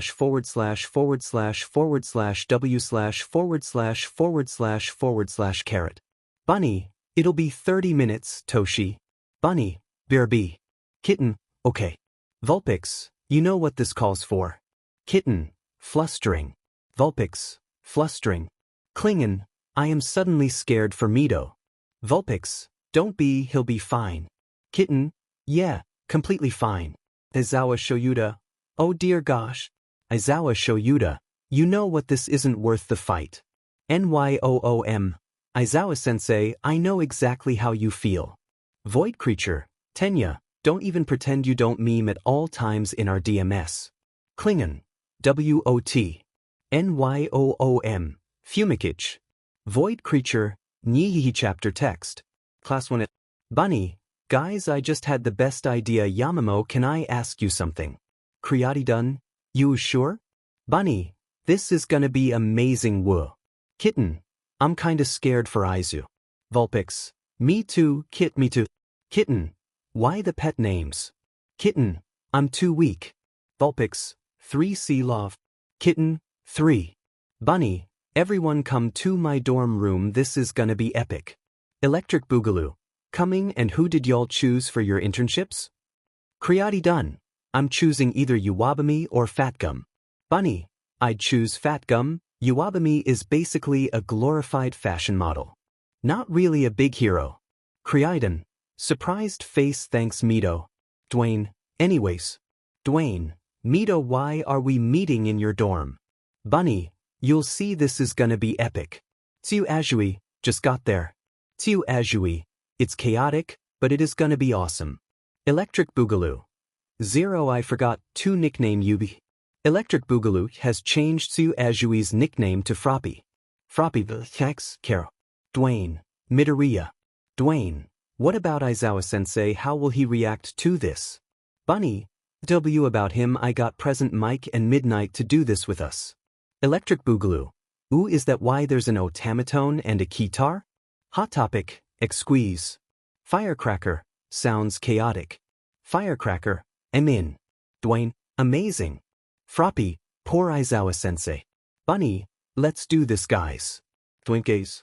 Bunny. Close enough. Aizawa knew that his class was chaotic. That much was known. As though? This was a whole other level.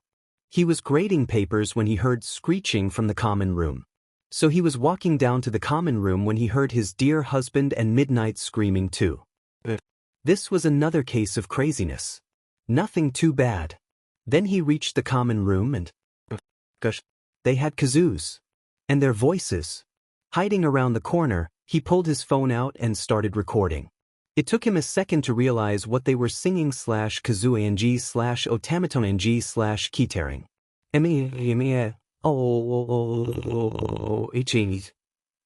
Didn't mean to make you cry. If I'm not back again this time tomorrow, carry on, it was Bohemian Rhapsody.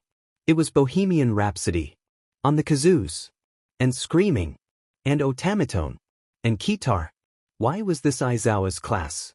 Even worse, why was he amused by this? He had a reputation, gosh darn it. Rounding the corner finally, he stopped as if he just walked in. Hizashi caught his eye and grinned like a loon. Shoyuta, join us. It was about to hit the second Big Mama, so Aizawa shrugged. If you can't beat them, join them, he guessed. So, throwing his head back over dramatically, he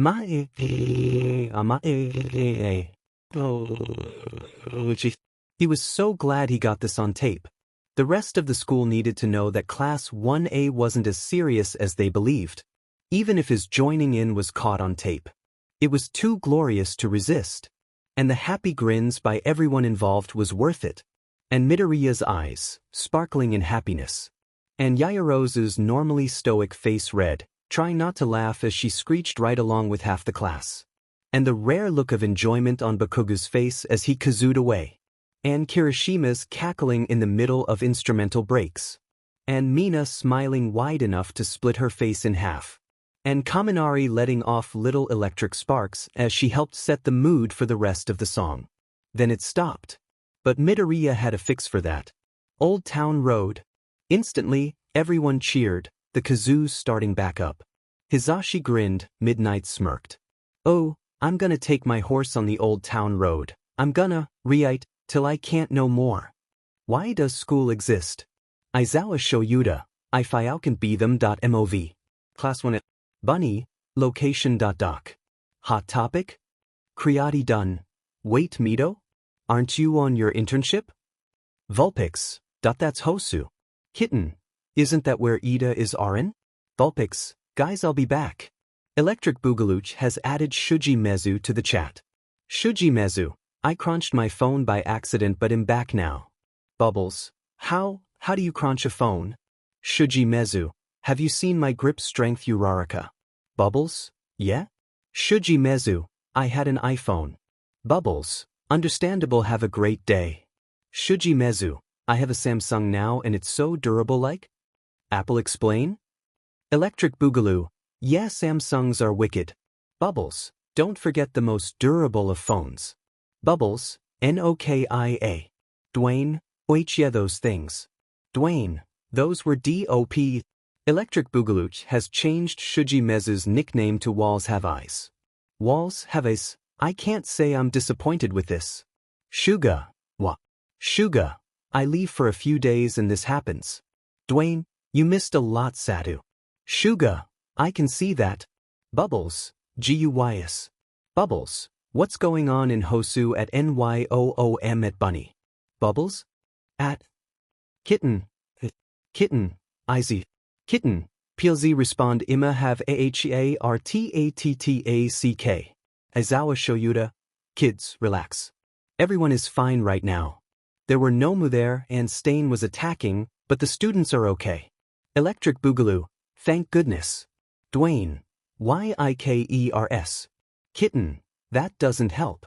Kitten, Stain is the hero killer, he might have hurt them what? Hurt. The Aizawa Shoyuta. The Nomu grabbed a civilian and is currently flying away.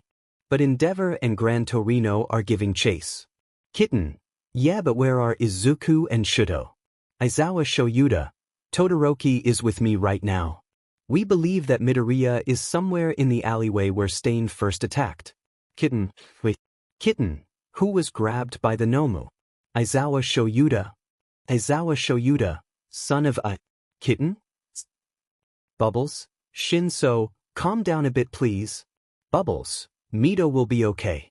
Kitten, yes, but I am Big Pan and this is making me pan I see. Walls Have Eyes, that was a smooth pun but, you okay? Kitten, and it. Shuga, MSTR Cutler Shuji strikes again. Bunny, Figachksimo. Bunny, Getzisk. Bunny, Dodgks guys. Bunny, what the heck this Nomo. Bunny, wait, there's Aizawa sensei. Bunny, I'm safe now, dad is here. Bunny, hi dad, I missed you. Bubbles, so pure? Vulpix, my datemate ISA chapter text. Class 1 Aizawa Shoyuta, why is everyone staring at me, then at Midoriya? Aizawa Shoyuta, what happened? Aizawa Shoyuta. Electric Boogaloo, W Aizawa sensei, you just got super red, you good. Klingon, you, Aizawa sensei, why are you blushing so hard? OOH. Dwayne, guys look up in the chat. Klingon, JDLKS FDL FSDBGFX. Electric Boogaloo, Dadzawa. Kling, Dadzawa. Dwayne, Dadzawa. Froppy, Dadzawa. Vulpix, Dadzawa. Kitten, Dadzawa. Aizawa Shoyuta, all of you little miscreants shut up. Electric Boogaloo has changed Aizawa Shuta's nickname to Dadzawa. Dadzawa, I have been. Dadzawa, betrayed. Electric Boogaloo, is it really that bad? Also, can I go off campus for a couple minutes? Dadzawa, yes and sure. Klingon, he just whispered, my de kids under his breath. Dadzawa, Mina, how did you see that? Where are you? Kling, I was lying. Dadzawa. Electric Boogaloo, WHAT. Froppy, Mina, you absolute mad lad. Kitten, Aizawa was. Kitten, GOTTEN. Vulpix, Mina, that was amazing. Bubbles, wait, that means that Aizawa sensei called US his kids? Klingon, 0, 0. Dadzawa, I have been tricked. Dadzawa, I do not enjoy life. Bunny, same Aizawa sensei. Bunny, life SCD until you. Dadzawa, Midoriya? Vulpix, ah, that's right, you weren't there for that whole mess. Kitten, if you read up far enough you might see it. Kitten, basically Midoriya was pretty out of it and told us about Bun's life before you. Bubbles, didn't have a single friend until Bun met me. Vulpix, we get it. You're Bun's first friend. Bubbles, 3. Dwayne, and yeah, apparently Bun was told, several times, to kill Bunself. Dwayne, Bun said Bun never attempted something, but I'm kinda you sure? Well, that's it. Dwayne, could you maybe check? Bubbles, Kiri, do you think that Mito lied? Dwayne, I mean, Bun probably doesn't trust us as much as we would like Bun to, considering the whole life situation. Dadzawa, well, Bun is conked out, meds just kicked in, so I can check now. Dadzawa. Dadzawa, you better all support Bun as much as possible. Let me check to see how much of this is okay to be told. Wow, who likes school anymore? Dadzawa, guys, I have a student in need of therapy. Dadzawa, wait, nicknames carry over? Yagi Tashinori, Dadzawa. Yamada Hizashi, I am amazed. Yamada Hizashi, you finally slipped? Dadzawa, not the point, ATM. Dadzawa, basically, this student's peers came to me with concerning information and requested that I check said student over. Dadzawa, this isn't pretty.jpg thosyourdeep.jpg. Kiyama Namuri, on one hand those file names. Kiyama Namuri, on the other, that is really not good. Yagi Tashinori, that looks like an attempt. Dadzawa, probably was. Hound Dog, tell the student to meet me tomorrow at 12:30. Hound Dog, I'll have lunch rush provide food. Hound Dog, best to talk about this now before the student hurts themselves, or attempts, again. Dadzawa, I agree. Yagi Tashinori, can we know who the student is? Dadzawa, that you can't treat them any differently. Yagi Tashinori, I won't. Dadzawa, it's Midoriya Izuku. Yagi Tashinori, that my promise just got a lot harder to keep. Dadzawa, Hound, how much can I tell the students? Hound Dog, tell them about the marks and the attempt. Nothing else. Dadzawa, got it. Class 1 at Dwayne, Aizawa-sensei? Dadzawa, I hoped I would never have to interfere like this with my students. Dadzawa, there are deep scars across Bun's wrists, and smaller, lighter scars on the underside of Bun's arms. Bubbles, .uo chapter text. LOVMUFFIN. Hansi McGee, Dobby. Dobbing on you, what? Hansi McGee, why did you change the chat name? Hansi McGee, and my user. Dobbying on you, live with it old man. Hansi McGee, we're the same age. Underpaid babysitter, Jesus take the wheel. The Crayon Song. Kuro, you're religious? 0W0. Underpaid babysitter, maybe being religious would be better than watching all of you. Underpaid babysitter, I remember someone from years ago that would treat me nicer. The Crayon Song. Aw, Kuro.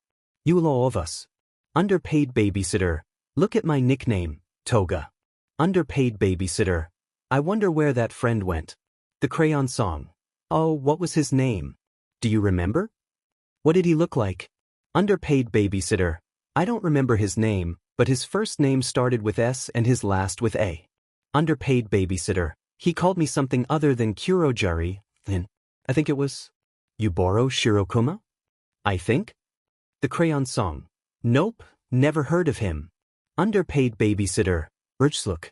Underpaid babysitter, Dabi. Shigaraki. Underpaid babysitter, stop fighting over the remote, you're going to disintegrate, and there it goes. Underpaid babysitter, another one for all TV remote coming up. Class 1 at Electric Boogaloo. Imagine the love being just as big of memes as we are. Hot topic, impossible. Dwayne, have you met us? Electric Boogaloo, true. LOVMUFFIN. Dobbying on you, good. Dobbying on you, warning. The Crayon Song. You're watching the Lorax? Without me? Hansi McGee, pause the freaking movie, we're coming with popcorn. Underpaid babysitter, please don't kill the remote again. Dobbying on you. Here in THNDVILLE.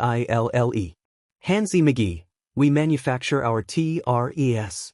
The Crayon Song. They're all made in factories. Underpaid babysitter. Underpaid babysitter, and each uses 96 batteries. The Crayon Song. YES. Dobbying on you, we got Kurojiri. Hansi McGee, W. Underpaid babysitter. You are all children. Underpaid babysitter. I guess you have to act like it sometimes. Feathers, what did I miss? Dobbying on you, Hawks. Hansi McGee, my player 3. Feathers, love both of you. Feathers, also pause the movie, I'm at the window. Dobbying on you, how long have you been there? Feathers, let me iron chapter text. Class 1 at Electric Boogaloo, guys. Electric Boogaloo, the finals are coming up like really soon. Klingon, I know I am terrified for them. Bunny, I'm not that worried for everything, but I am wondering why the teachers are watching me closer than they were. Vulpix, it's BC, you have a really strong quirk. Kitten, DW about it, I was watched in my own class because my quirk is pretty strong, it's nothing about you. Suicide watch. NYOOM. Okay, how do we tell Midoriya that Bun's on suicide watch from the teachers? Bubbles, I'm really not sure? Big Pan happiness. Bunny, guys, why is Hound Dog requesting to see me? Voice. Kitten, maybe ask him when you see him? Bunny, but Hound Dog is a therapist, so? Am I getting therapy now? Bunny, can I even afford therapy? Vulpix, calm down, my little bunny. Vulpix, worst case, you have to go to therapy and apply for a loan from the government. Kitten, well, some wouldn't see that as a bad thing, but I digress. Bunny, it is thank. Bunny, but I got to go. Vulpix, good luck. Kitten, kiss emoji. Bunny, laughing face. Midoriya swallowed as she pushed Hound Dog's door open. The resounding bark of "come in" had startled her at first, but now nerves had taken over. She was jumpy, much like the nickname her boyfriends had given her and the pronouns she went by when she wasn't male or female. Bunya? Anyways. She entered the room, and almost instantly the amazing smell of katsudon smacked her in the face. Relaxing at the familiar smell, she took her surroundings into account. Hound Dog was sitting at a table low to the ground. He was relaxing in a, was that a beanbag? And, sure enough, it was a beanbag. Another plush beanbag was sitting in front of the table he was at, this one forest green. The table had a bowl of katsudon on it, and Midoriya's mouth watered despite herself. The room looked inviting, and there was a cloth bag next to Hound Dog. He looked up, and gave as much of a smile as he could. Midoriya. Glad to see you, come in, take a seat. She plopped herself down on the beanbag, taking a second to relish the plushiness of said beanbag, before sitting up a bit. Hound Dog grabbed a bowl from the table and gestured to her. Katsudon? Why yes please. He filled the bowl and slid it to her, with some utensils.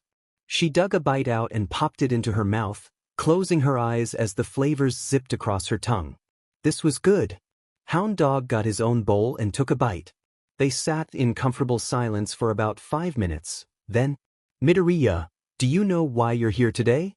Said girl, startled at the sudden question. No, Hound Dog Sensei. I was just told to come here by Aizawa Sensei, who's been keeping a lot closer of an eye on me than normal, and I don't know why, and her thoughts derailed into muttering, and Hound Dog cleared his throat. Well, there's a reason he's watching you more closely. There was a scratch on your arm after the alley incident, and when your sleeves were removed to investigate, he found worrying things. Her fork clattered into the bowl of katsudon. Midoriya's face must have been hilarious, as she computed what she was just told. He knew. He saw the scars, he saw the evidence of her weakness, he would expel her now surely. Midoriya. He was worried about you. He asked me to speak with you about this, and possibly be your therapist, paid for by the school of course. She felt tears prickle her eyes and she set the bowl down on the table. Then she realized. Why I've been watched so closely. I've been put on suicide watch, haven't I? Hound Dog winced the tiniest bit. I did not expect you to find out that quickly, but yes. I've seen no depression or suicidal tendencies, it's more for the teacher's state of mind. Well, as long as they knew that she wouldn't attempt again. He leaned to the side and pulled the bag up, passing it to her. Midoriya looked up at him and, getting the go-ahead to open it, pulled it open. Immediately, she saw 2 things she loved. There was a plain white fidget cube and a set of 24 markers. The markers are to customize the fidget cube. I've found that, while talking to someone, doing something else can help. She pulled the fidget cube out, tore the marker packet open, and grabbed the black for outlining. She knew exactly what she was going to do. Then Hound Dog spoke again. Now, Midoriya, the scars have made everyone nervous. Do you mind telling me what made you start self-harming? My quirk came in insanely late, like right at the entrance exam. I grew up quirkless. I was bullied harshly for pretty much my whole life. Had no friends until UA. And it was hard on my mom too.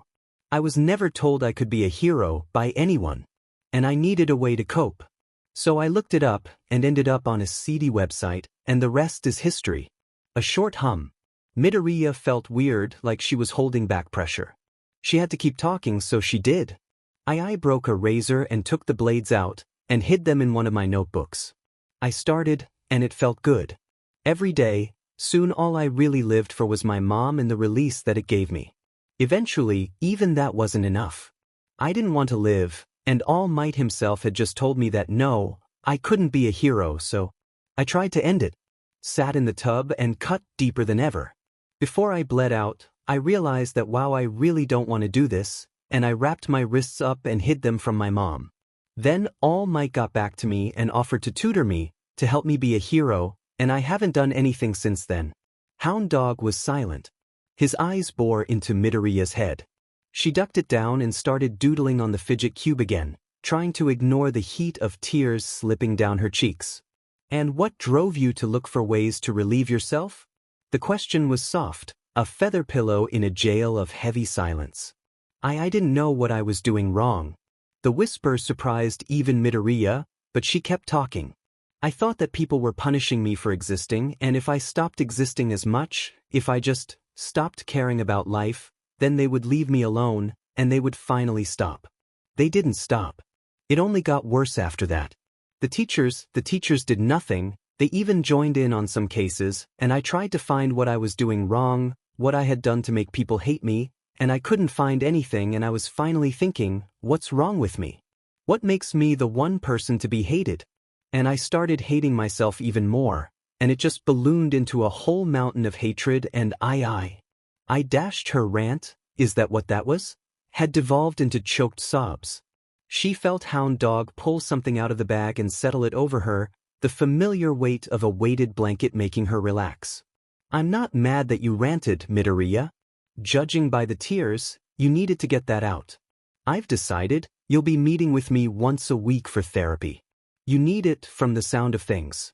It's paid for by the school, so you don't have to worry about the cost. She let Hound Dog sort things out, quietly sitting in her beanbag, before a slip was passed to her. This is a therapy pass. It's laminated and on this, so whenever you're coming in for a session, just put around your neck and no one will hold you up. Midoriya left Hound Dog's office with a heart the lightest it's been in years and a shaky, tear-stained smile upon her face. Big pan happiness.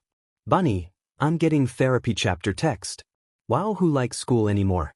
Hound Dog, what was Midoriya's old school? The one before UA? Dadzuwa, why?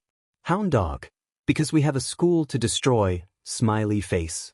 Nizu, did you record the reason we need to destroy the school? Hound Dog, therapy session point 1. Dadzuwa, that she sounds wrecked? Hound Dog, she was wrecked. If you listen closely at the end, she was having a breakdown. Dadzuwa. Yamada Hizashi. I see Aizawa talking to himself with his quirk activated. Yamada Hizashi, what is going on in this chat? Yamada Hizashi, never mind, let's tear this school down. Nizu, I quite agree. Does anyone know who the main aggressor of Midoriya during her elementary and middle school years? Yagi Tashinori. Well, I'm not sure if she wanted this getting out, but she called the main aggressor Kaken, who is? Dadzuwa, Bakugu Katsuki. Yagi Tashinori. Yeah? Dadzuwa, gosh, this is a mess. Dadzuwa, we've never had a kid with this kind of background in UA. How do we go about this? Kayama Namuri. Do you want me to speak to Midoriya about gender identity? Something tells me that's something she's struggled with when it comes to bullying. Hound Dog. Wow, I did not even think of that. Kayama Namuri. It's fine, boo, that's why I'm here. Dadzuwa. This is a mess already. Dadzuwa. Wait, is she still? Hound Dog. She said she hasn't since she started UA. Dadzuwa. GOOD. Dadzuwa. Problem child, why does she think she did anything wrong? Yagi Tashinori. I think she's only ever been told that she's the one in the wrong, for something she couldn't have controlled. Nizu. I've opened a case into her old school. It's called Aldra Junior High. Dadzuwa. Wait, I went there last year. Dadzuwa. I saw 3 people ganging up on a tiny kid, so I pulled them off, gave them a talking to, and then left. Dadzuwa. Did that help at all? For all we know, That kid on the floor was Midoriya. Yagi Toshinori, it does no good to worry about the past. For now, just look to the future. Dadzawa, that fine. Dadzawa. Wait, did Midoriya not leave the classroom? She isn't in the dorm building. Midoriya took a deep breath as she shakily opened the case. When her eyes appraised the scarlet-stained razors, she forced herself to keep breathing steadily as she picked one of the blades up. It had been months since she had last touched blade to skin like this, and right now she was wavering in that resolve. The talk had jarred hundreds of feelings she had suppressed for years free, and her arms had gotten a distinct itch that scratching couldn't alleviate. Before she could really register, her sleeve was up and the blade was just sitting there, on the desk, glinting in her eye. Her fingers were shaking and she didn't know why, but as soon as the thought of relieving some of that itch helped a bit.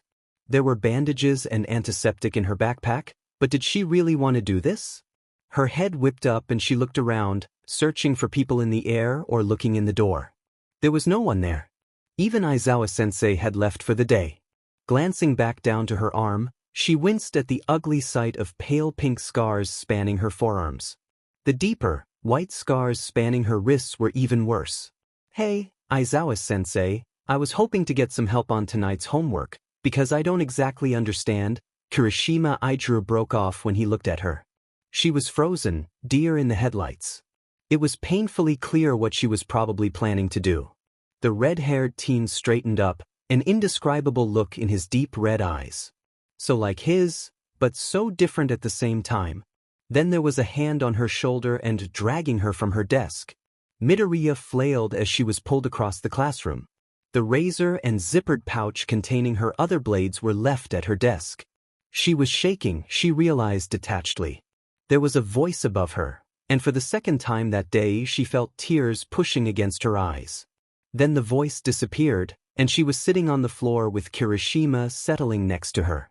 She pushed stubbornly at the tears once again decorating her face, but they kept coming and she was worthless. Look at her. Can't even die right. Midoriya, are you okay? She's crying. Tell us, when does the useless crybaby express finally stop? I think it's time for you to leave. Midoriya, can you hear me? Answer. You should have never been found by All Might. He has better things to do than waste his time on you. You're mentally ret-dead, you're confused, you're quirkless. Aizawa-sensei, I don't think she can hear us. She's been like this for 5 minutes. Should we dash? Why would we want to be your friends? You can't even control your own quirk, and you're a villain magnet? Who wants to stay close to someone like that? Midoriya Izuku, look at me dash. Why are we dating you anyways? You're pitiful, a waste of space. Someone else should be sitting in that desk, but you forced them out of their rightful place. Darn it, get Todoroki and or Shinso, she isn't aware dash. Don't even try for you, nerd. Understand? Look at him. He's shaking under me. Come on Midoriya, stop freaking out. I'm just touching you. Why don't you pray you get a quirk in the next life and take a swan dive off the roof? An ice-cold hand landed on her shoulder. She wasn't standing behind a desk, shaking in Kaken's trail. She was curled up, in a corner. When did that happen? Todoroki? Hitsu? A sigh of relief. Midoriya, can you hear us now? Her eyebrows furrowed. They had been speaking? What did she miss? Oh, Dad was here. That's good. Her other dad wasn't, but this one was. He would help make everything right. He had to. Then she was pulled into a tight hug. Midoriya, what happened? It was Shinso. He was here. Shinso I dash and whoa. That quiet headspace was back. Had she had another breakdown? Is that what had happened? And what was that on her desk? Yeah, she forgot that was there. Midoriya watched Todoroki. Carefully. Oh, she'd missed that warm voice. And so she watched as one of her boyfriends picked his way to her desk. The other was behind her, very carefully wrapping something around her shoulders. Todoroki upturned the container she had stored the bladed in, and his face grew shadowed when he saw them. 5 razor blades, glinting on her desk. He gathered them on his left palm, then in a burst of flame they were blackened and burnt.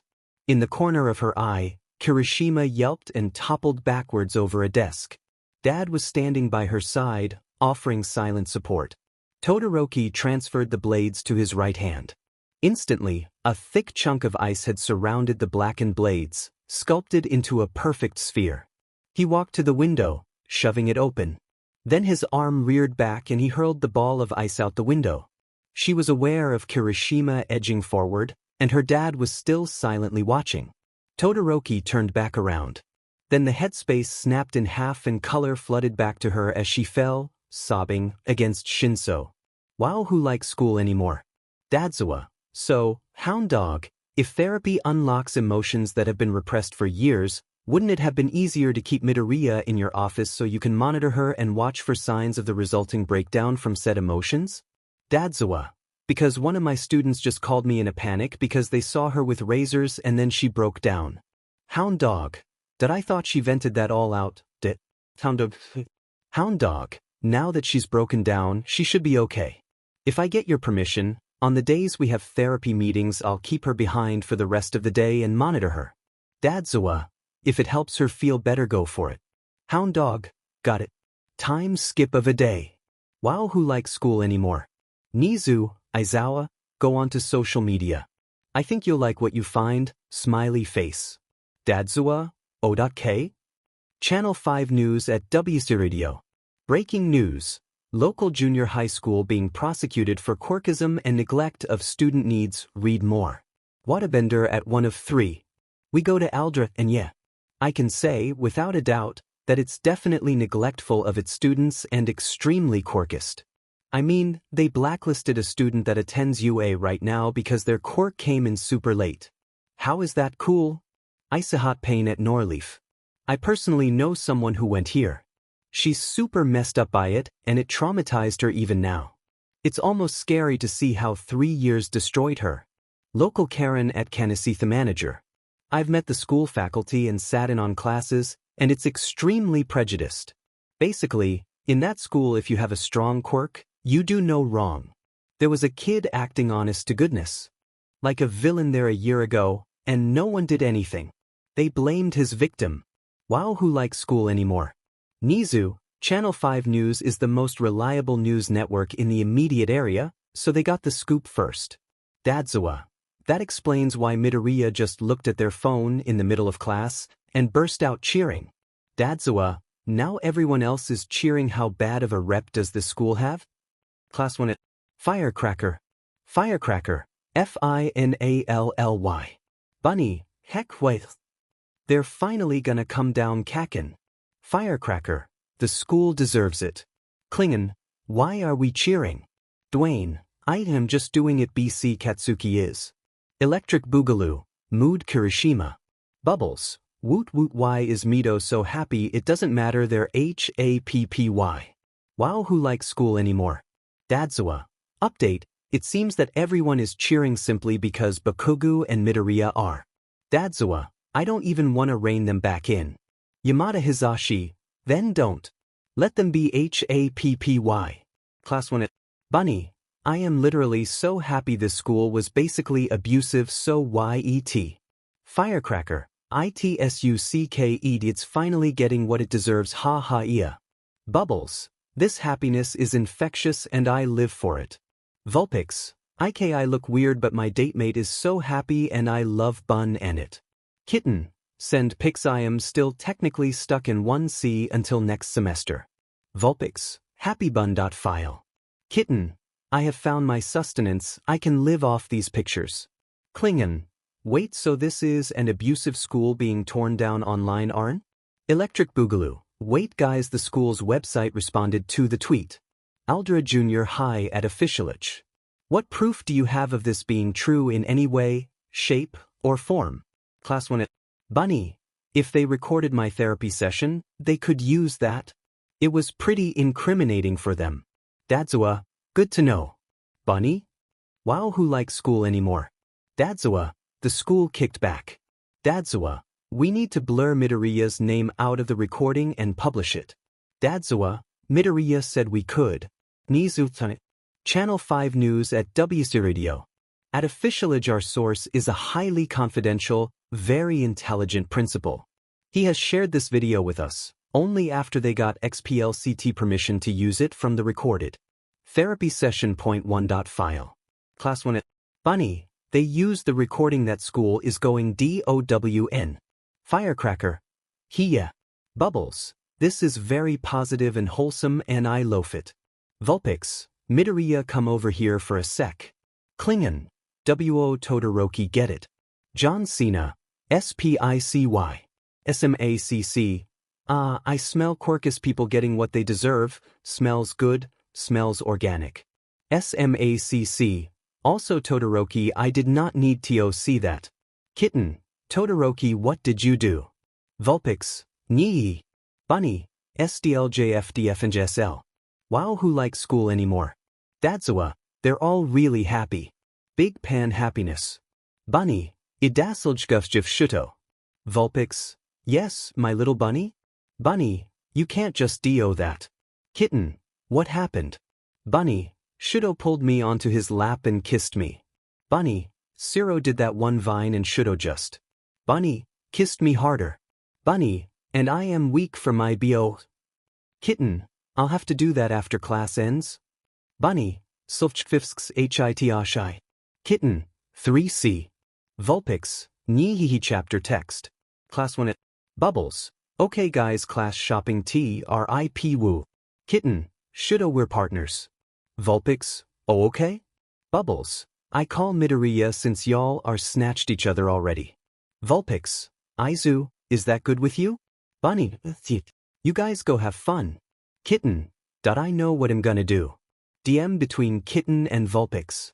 Kitten. Should've, do you still have your dad's card? Vulpix. Yeah? Kitten.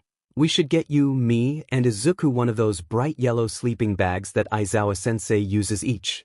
Vulpix. You are amazing and I love you. Kitten. I love you too? Vulpix. 3. Kitten. Vulpix. Love. Class 1 at Bunny. We are at the mall. Bunny. And Uraraka just ditched me for bug spray. Bunny. YAY. Class 1 at Bubbles. KGFDUS FBWFE. Bubbles. I am sorry Midoriya, I didn't mean to ditch you like THAT. Dwayne? Gasp Uraraka? Breaking the buddy system? More likely than you think. Firecracker. Hair, get off your phone. Dwayne. FIN. Bubbles. Where is Mito? Vulpix. Don't you know? Bubbles. Bubbles. Thing is. Electric Boogaloo. She ditched him. Vulpix. UARAKA. Bubbles. I'm sorry. Kitten. You better be. Vulpix. Uraraka, you better find Zuku. Bubbles. IWILL. Kitten. Good. Midoriya watched Uraraka zoom away in confusion. Was she just going to leave him? Turns out she was. He furrowed his eyebrows in confusion, before shrugging. If she wanted to leave, she could. He ignored the stinging of abandonment in his gut in favor of thinking what she was going for. Bug spray, right? Hey, you're that Midoriya Izuku kid. From the sports festival. He startled when the person came up to him, a raspy voice swirling through the air. Smiling, he felt a curl of unease settle in the pit of his stomach. That's me. The guy who came up to him suddenly flung an arm over his shoulder. On reflex, Midoriya tried to pull away, but that was stopped when the person curled a hand around his throat. His middle finger was held threateningly over his windpipe, and Midoriya gasped as the man squeezed. Now, no fighting. I just want to talk.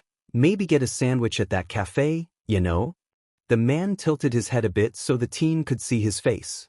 As soon as the eyes showed, that curl of unease swelled into a roaring dragon, consuming him. Shigaraki, the leader of the League of Villains, smirked. Midoriya. Didn't expect you to have that stutter. You sounded awfully confident at the sports festival, and you looked a lot rounder there too. Midoriya's arms automatically went to his chest, crossing over it. The dragon breathed fiery dysphoria into his heart. And no matter. Act like we're old friends. You know what'll happen when I put my finger down, don't you? And yeah, he did. As soon as my finger touches your throat, you'll disintegrate from the throat up and down. Guaranteed death. If you don't cooperate, the finger bobbed up and down, teasing Midoriya's throat. It would get within a hair of skin, then go right back away from its prey. A swallow at the wrong time, and Midoriya would be dead. That wasn't assuring. Next to him, Shigaraki chuckled. The sound was deep and raspy, and the villain's chest shook against Midoriya's shoulder. Seriously, why was everyone so much taller than him? How was this fair? Walk with me. Pretend we're friends. You know my quirk. They had started walking through the mall. You know that, with my quirk, I can kill 20, 30 people in seconds. A killer game of tag. They'll call the police. You won't get away. Do you wish to test that statement? Hey. Phone away. The finger dipped down, just barely not brushing against the soft, vulnerable skin of the throat. Midoriya froze, phone half out of his pocket. Moving slowly, carefully, he slipped the phone back into his pocket. Okay. We can talk. Shigaraki grinned. It was quite wolf-like. Great. Now walk. The two trekked through the mall. Midoriya knew that Shigaraki was taller than him, but in the imminent danger he had never felt so small. Midoriya. What's the difference between me and Stain? We have the same goals, we have the same methods to achieve said goals. What makes us so different? What tips the scales? Midoriya relaxed the tiniest bit and instantly hated himself for it. This was a question he knew how to answer. The two had taken a seat at a fountain. The main difference between you and Stain is your ideology, I think. Why you want to kill all heroes, where Stain just wants to purge the world of the heroes he sees as fake. The heroes who do work for the money, or the popularity, not to help people. He believes that there is only one true hero, and he wants to destroy the ones who don't live up to him. All Might. Shigaraki had fallen eerily silent. Then he chuckled. The evil sound made Midoriya shiver against the hand on his throat. Of course, I should have seen it earlier. It's All Might. It's him, isn't it? Midoriya was trembling.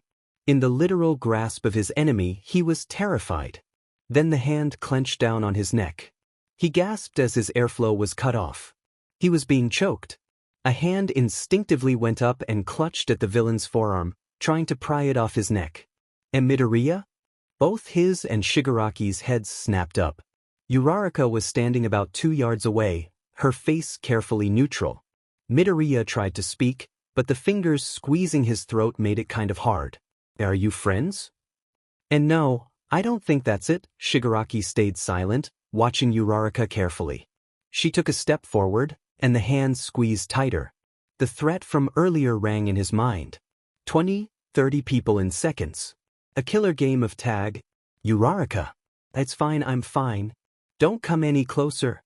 His voice was pitifully wheezy, barely able to get the words out. Uraraka stilled, her foot raised in the air as she froze mid-step. Then, finally, the hand was off this throat. Shigaraki stood and stretched, ignoring the teen coughing violently next to him. Well, I'll be off. Hope we can talk again soon, Midoriya Izuku. And he was gone, melted into the crowd.